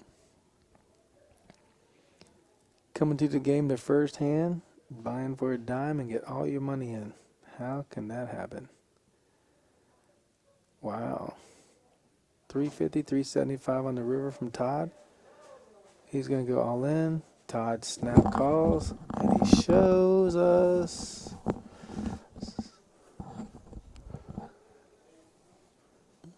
Looks like a chop. Gino's trying to figure it out. Pull back their chips. Yep, they're chopping it. All the money goes in to get your money back. You spent. You put in $1,000 and got back 40. Welcome to the game. By my math, that is not profitable. He checks the river, lets Todd bet, then he shoves all in. He check raised. But the dealer will be the benefactor. We'll get some green bills.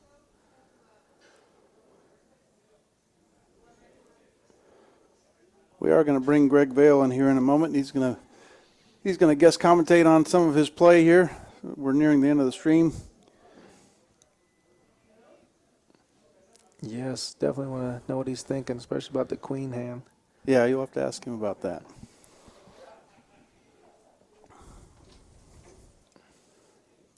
Yep, Greg has got a hand he can play for sure this time. He's calling, if not raising. Ace, queen, 6-3. He made it 30. Han's going to be in the mix. Todd is definitely playing, and John Anderson folded first act. I guess our new player in seat 5 is Alden. Alden? Alden, yeah. Okay. Can't see the board, but Han's going to lead out. Todd calls 35. Wow. What is that board? Because Greg folded ace-ace, so it must be paint with a paired board. 75 bet. That means he got 3 kings, or 3 of a kind. I'm just guessing. Han's going to call.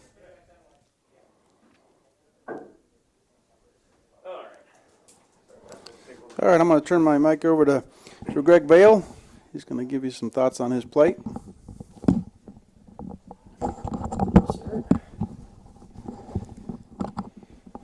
All right, how we doing? Hey, again, doing good, Greg. Good. And JT. Good to meet you.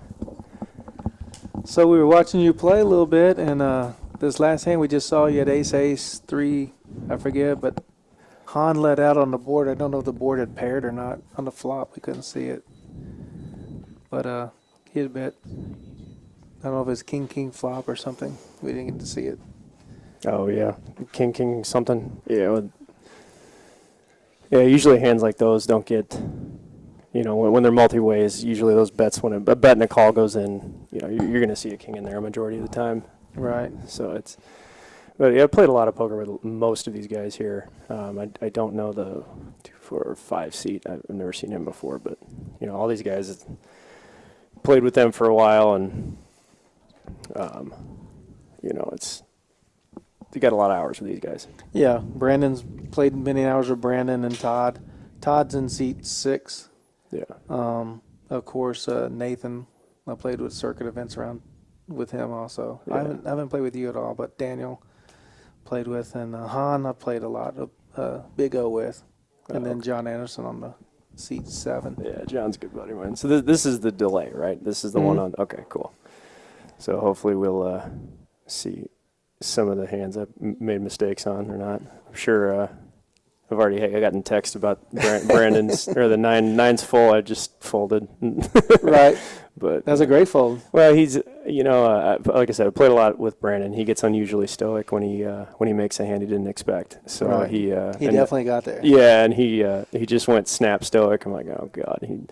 But his call on the turn's pretty polarized towards something drawing it both ways. But he can't have much of a high when he checks twice on a 9-9-5 deuce board. Right.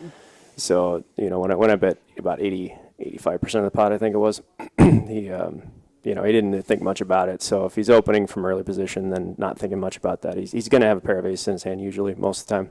Right. So, and the size of his bet was, kind of gave it away a little bit.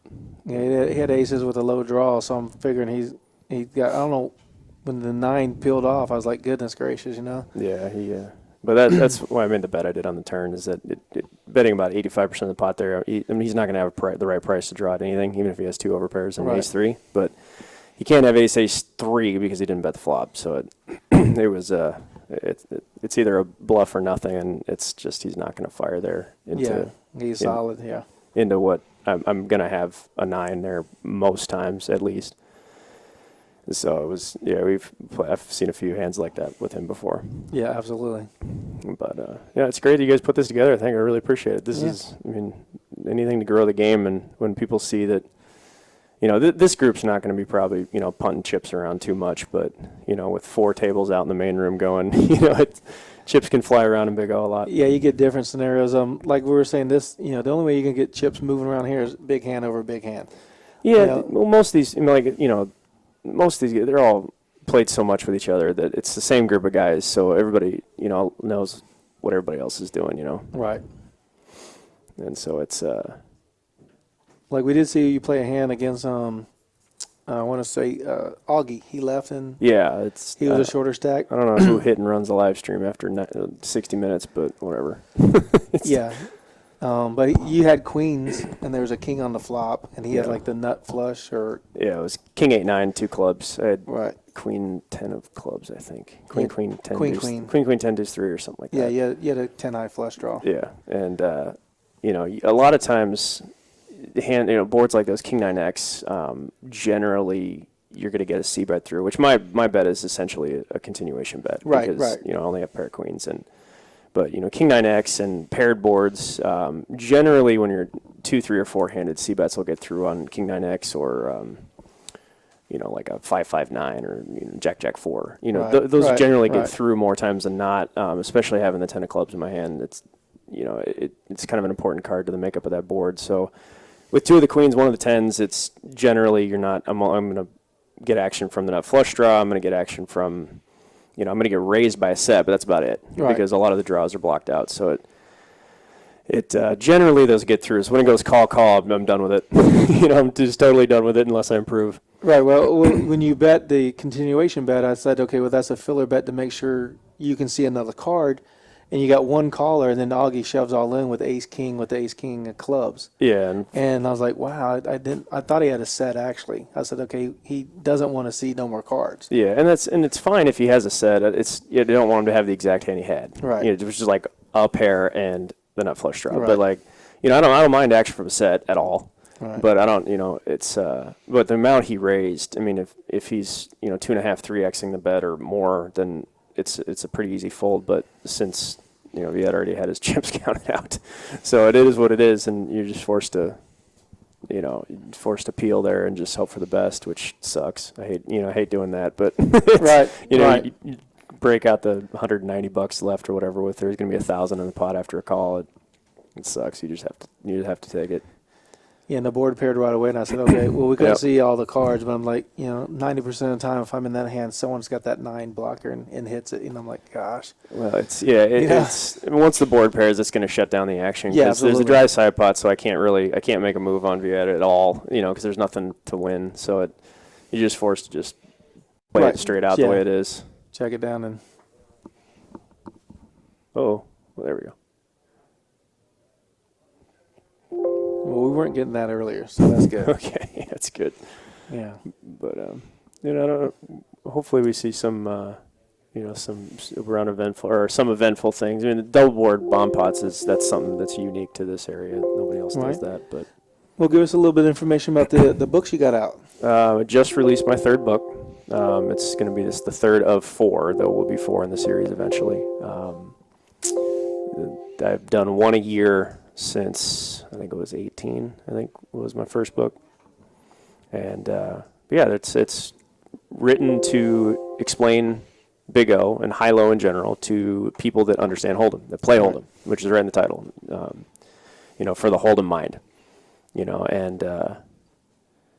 this is an interesting hand, but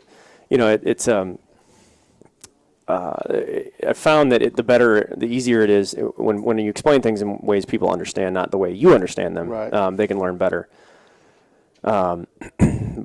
It generally I try to keep things. I don't go extremely in depth on things. This was actually a pretty interesting hand. This is where you raised 15 and got a couple callers. Yeah, I have ace 2 4 5 7. And so the 6 is my secondary key card here.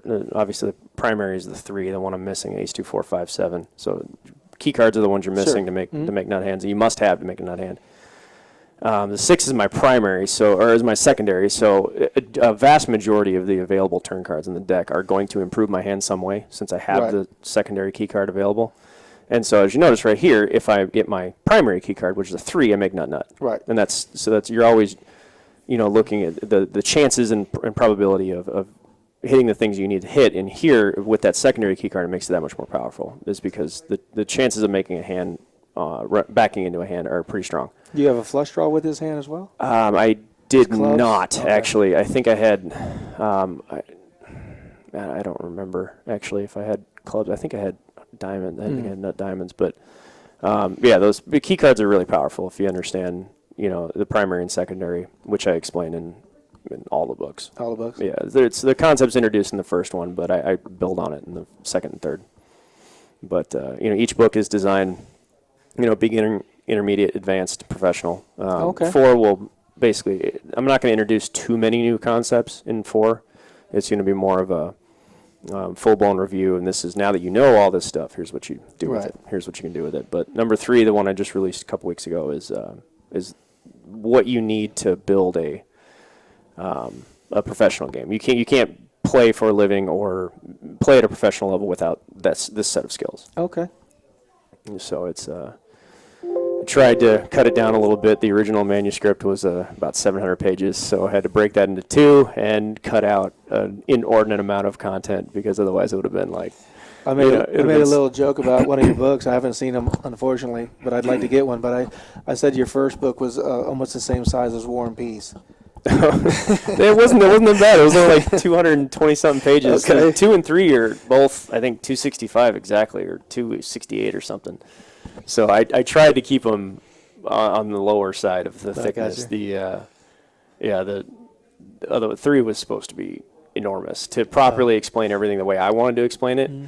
So I was forced to just cut it down to like 3 or 4 examples per concept, and just Gotcha. here's an introduction to this concept. I talk about this with my students. Here's an intro to that. We go into like relative position, stacked pot ratios, and how they affect the game. But instead of fully explaining everything I'd like to explain, I have to cut it down. This is how you use it. This is what it is. Here's a couple examples. On to the next thing. Do you do online training as well? I have a instructional library, a video library with 115 videos currently. There'll be probably 50 more after the stream, but that I sell to people who are not students of mine, but people who sign on for one-on-one coaching. I give them access to it. That's included. Okay. But yeah, it's usually phone calls, or every single person I work with has a different format of how they like to learn. So some people make PowerPoints with all the questions they want, and some people. Some people just talk through hands that they played and write down questions they had, or some students I watch them play online. Sweat them and make sure they're doing the right things.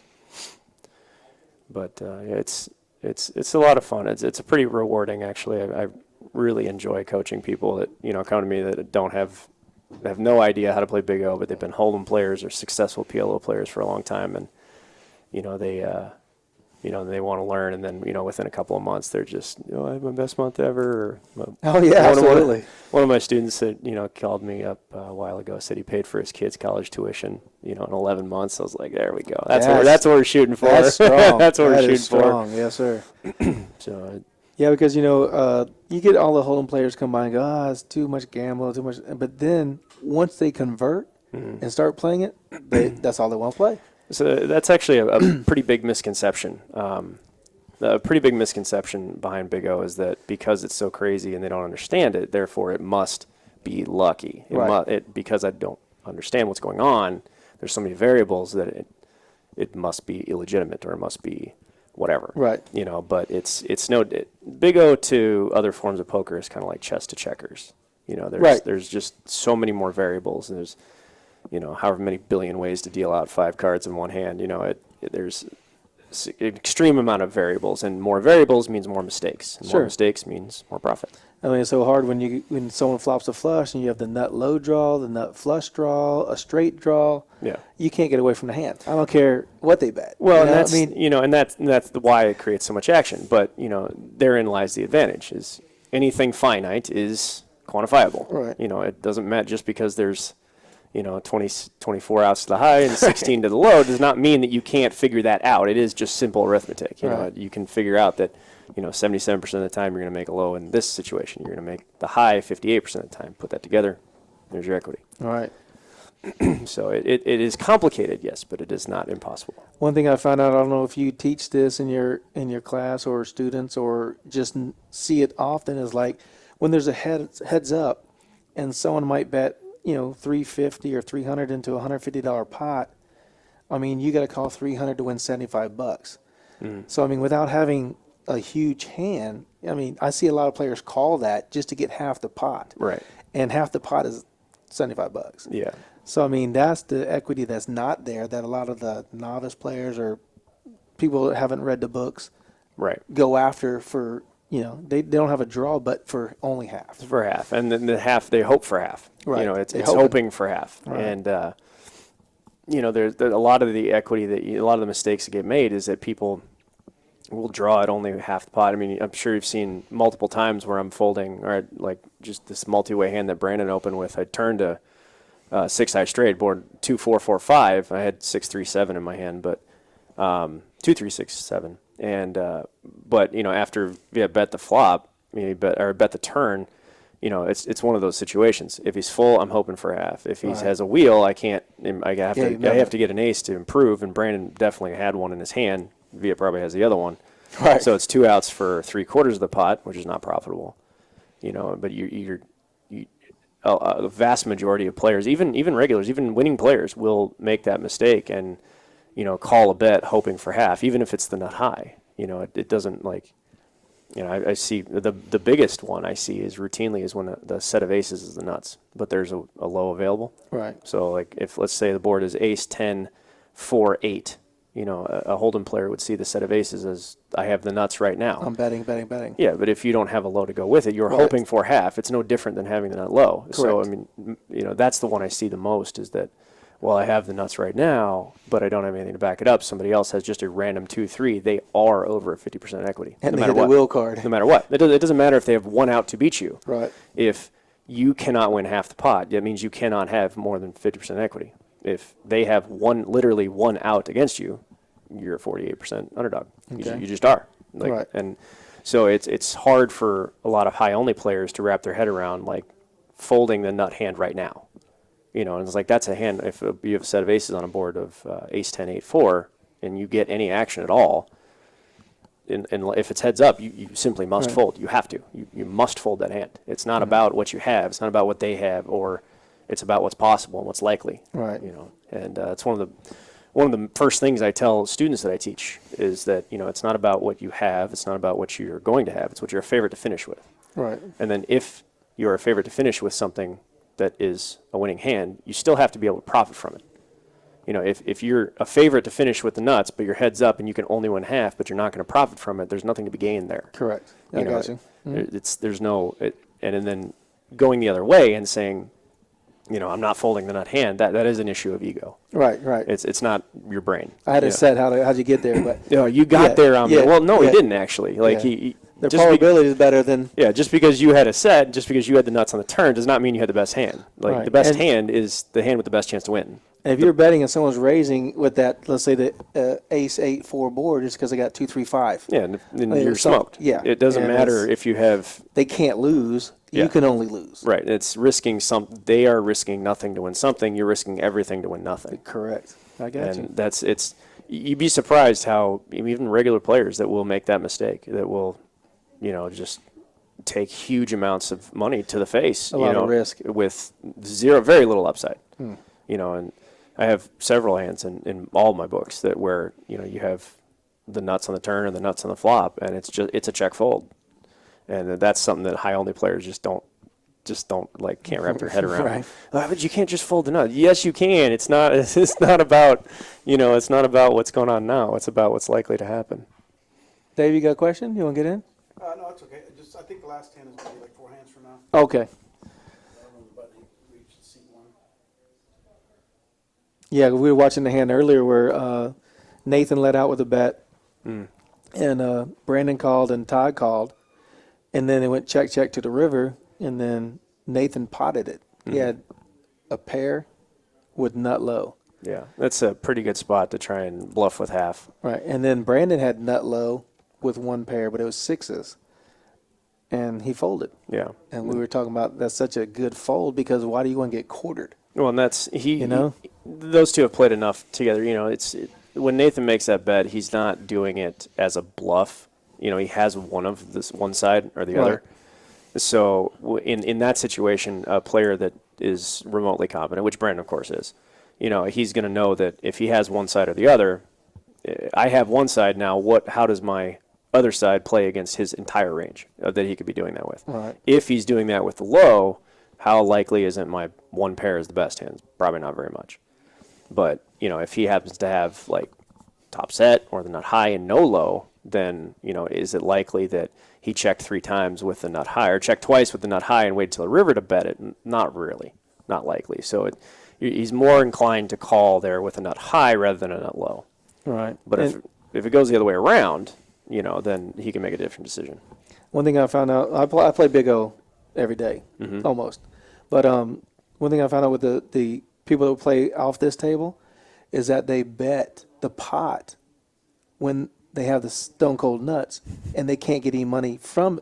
Like I was telling Dave, the pot's $500, right? Yeah. So if I have the stone cold nuts and there's no low, I'm gonna bet 125, 130 to get a call versus potting it and no one can call. Right, and that's something I work on with my students a lot too. Is that it's not the default line of just pot is almost never the right most profitable line. Right. And you don't do that in Hold'em. You don't do that in other games. Yet people take that, and because it is pot limit, then that's my only obligated bet. Like I must bet pot or not, and it's like there's just a lot better ways of doing things than giving your opponent 2-1 every time. It's like if you're giving when you bet pot, they're automatically getting 2-1 exactly. And there's just so much better ways of doing things and so much more effective ways of doing things than giving your opponent 2-1 all the time. One, it's easy to calculate. Even people who aren't that good at math understand that. Right. And they just, am I 66, 33 range? Am I in there somewhere? Cool. Then, if I'm outside of that, fine. But, even people who play a lot, understand that it's a very polarizing bet. And if you're only doing that with the nuts, you're generally only going to get action from the same hand. Exactly. So if you're doing that, then that means that you're going to push everybody out when you don't want to. You're basically violating the pushing pulling concept, which I have in book number 1. You're doing it backwards. You're pushing when you should be pulling. Right. Pulling when you should be pushing. Right. And so it's just not the greatest way. Oh, this is that hand I was mentioning, where I end up making the best straights, not the nuts, but and I get to see what these guys had. Sweet. Right. I was telling Dave that I've played with everybody other than you. Yeah. And I said, yeah, Brandon didn't come in without aces, ace, deuce, king, ace, king, deuce, 3, something like that. Yeah, he's pretty snug. And when Nathan, I don't know if you saw the hand, but Nathan had a 9 high flush with the nut low, and Todd only had the nut low. Oh, right, yeah. And I was like, how's Todd? I mean, I was telling him, you can't call there. You shouldn't call there. Well, and it's easy in hindsight when you see the cards, but I actually I wasn't following the action there. I wish I probably should have, but this is a perfect example. So when I have a 2-3 rundown hand, my key card's an ace. I need an ace to make the nut low. Mm-hmm. So now the chances of flopping a key card at any given time are about 1 in 4, give or take. So you got to have 4 players, which it did in this case, so that I can call this raise and then peel. So it checks around, and I hit the 6 high straight here, which is probably the best high hand, most likely, because nobody bet the flop. The only person that's going to be full here is going to be Brandon if he decides to bet the turn, but he didn't since he was the original opener. So same thing is it he bets right there. He has to have one of the sides. Like he has to make that bet. He has to have either a full house or the nut low. Right. I have no equity against either hand. Right. I mean, I could hit an ace, but it's likely that if he hits a queen jack, you're scooped. Well, no, I had a straight. He has a 5 high straight. I have a 6 high straight, but he has the low and I don't have it. Right, but he had 3 of a kind also. So if the board he would hit another card in his hand, he would have made a full house, which means you're practically drawn dead or getting unlucky, whatever. The straight is very beatable with his hand because he's never losing the low. Right, and in a vacuum, in a perfect world, he's gonna have one of the sides. I only have one, so it's much easier to play there if you have the low rather than the highest. Since your low can't change. So once you have a wheel, you can't be broken. Right. But, because he chose to check a player behind and then lead with the bet sizing he did, he has to have one of the hands. The low is the more likely of the two. Right. So then I just analyze, I just go through it and what's my chance? How do I play against the other side that he probably doesn't have? And it's not very well. So I just have to fold. But can you call on that board with having the 6 high straight and a 4 in your hand? Maybe. But if you did, you probably would have had a full house if you had that range of cards. Yes, because I would have had forceful of deuces. Something, yeah. But in a situation like that, it's it's a lot easier to play in position than out of position. But it's the problem with making that call on the turn is that if I do make that call on the turn, I pretty much can't fold all cards on the river no matter what. So if it's a mistake to call there, which I thought it was, which gladly I folded. I am forced to compound the mistake later on. I'm forced to, and that's not very helpful. Right. You generally want to try to avoid making a mistake that you must repeat for 3 times for the money on the next card. So you try to want to avoid those if you can. Yeah, because then you're committed to calling. You're like, if the river's a 9, now how am I folding? I can't fold. If it's a 7 or an 8, I'm not folding because nothing changed. And generally speaking, if you unless you're looking for something very specific. You're looking for a very specific piece of information. If you are making a line, you take a line, you make a call, you make a bet, whatever, on one street, nothing changes on the river, and you don't gain any more information, but your action changes, you've made a mistake. So it's like the river's a king, and I check fold to a bet. Like nothing changes, so clearly I made the mistake. So, but those are ones you generally want to avoid early in the hand. The sooner you recognize your mistake, the less expensive it's going to be. If you check, he's going to pot it no matter what. Yeah, and I checked and twice. If the board doesn't change, you feel like you have to call sometimes, and right, you're in bad shape. Yeah. So, but it's fun to see and just like normal. Like every stream I play, I'm stuck when the cameras are on, and then as soon as the cameras go off, then I win all the money. I'm like 1 for 7 on winning when the cameras are on, then I win later. But yeah, so this was a good hand to talk about too. But that's a big starting hand for me. What I was telling Dave is, if those are hands I play, like someone came in with queen, you came in with queen, that guy comes in with queen. I go, yeah. I'm not comfortable playing those hands. Yeah. So just because even though it's flop top set, I know that the wheel's going to get there to the board paired, of course. Yeah, but this is a good thing, and Todd routinely check raises once he opened, so I deny him that on the flop, even though I wouldn't mind it. But when I turn 3 deuces, keep in mind I down bet. I only bet 40, which is about half the pot, because I want him to call with a wide range of hands. And so when the board pairs again, it's very, very difficult for me to get value out of my hand from less. So I basically would have to bet like $10 or $15, right. Which I've done to him so many times. He knows that, and he's not going to fall for it. So there's really no value in betting the river. But the plan was, if the river's a low after he calls turn, he should be drawing at the low. Should be. So if the low gets there, he's obligated to call a full pot size bet, and he's just going to hand me half the money. But in this case, it would have been the same thing, but the other way around. He had the same high, not the same low. But it's always, the more you plan for later streets, the better things are going to work out. Plan your hand. That's, the same advice in PLO and Hold'em. Plan your hand.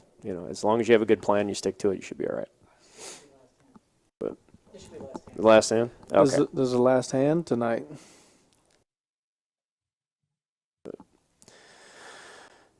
So yeah, there's a lot of instructional value to be gained from these, and I chop up the videos and make them for all my students and subscribers and stuff like that, and we can just make a ton of videos and just like that hand, explain through things, talk things out, even if it's 9-10 minute video. And it's great for you guys too, because then that's more logos that go out and more all that stuff. So, but we got a lot of good feedback from the live stream. We got 30 or 40 videos in there already. Never mind from this week. Right. So, but yeah, so it's definitely a good setup, and enjoy it quite a bit.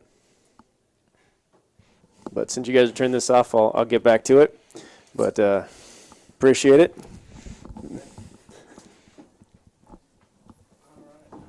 Sorry, I'll get this back to you. That's Greg Vail with a meetup game tonight over the 5-5 Big O. And thank you, Greg. That's some tremendous insight in this game in a short period of time. Wow, he's got a vast knowledge. Yeah, he's got it going on. I missed it. Did he confirm that he did have 9s full, and he folded when that ace hit the river? Yeah, he said he can't put Brandon on anything but that. Wow, raising pre-flop and then calling on the turn, and then the ace gets there, and he says, Brandon's not going to lead out into his full house with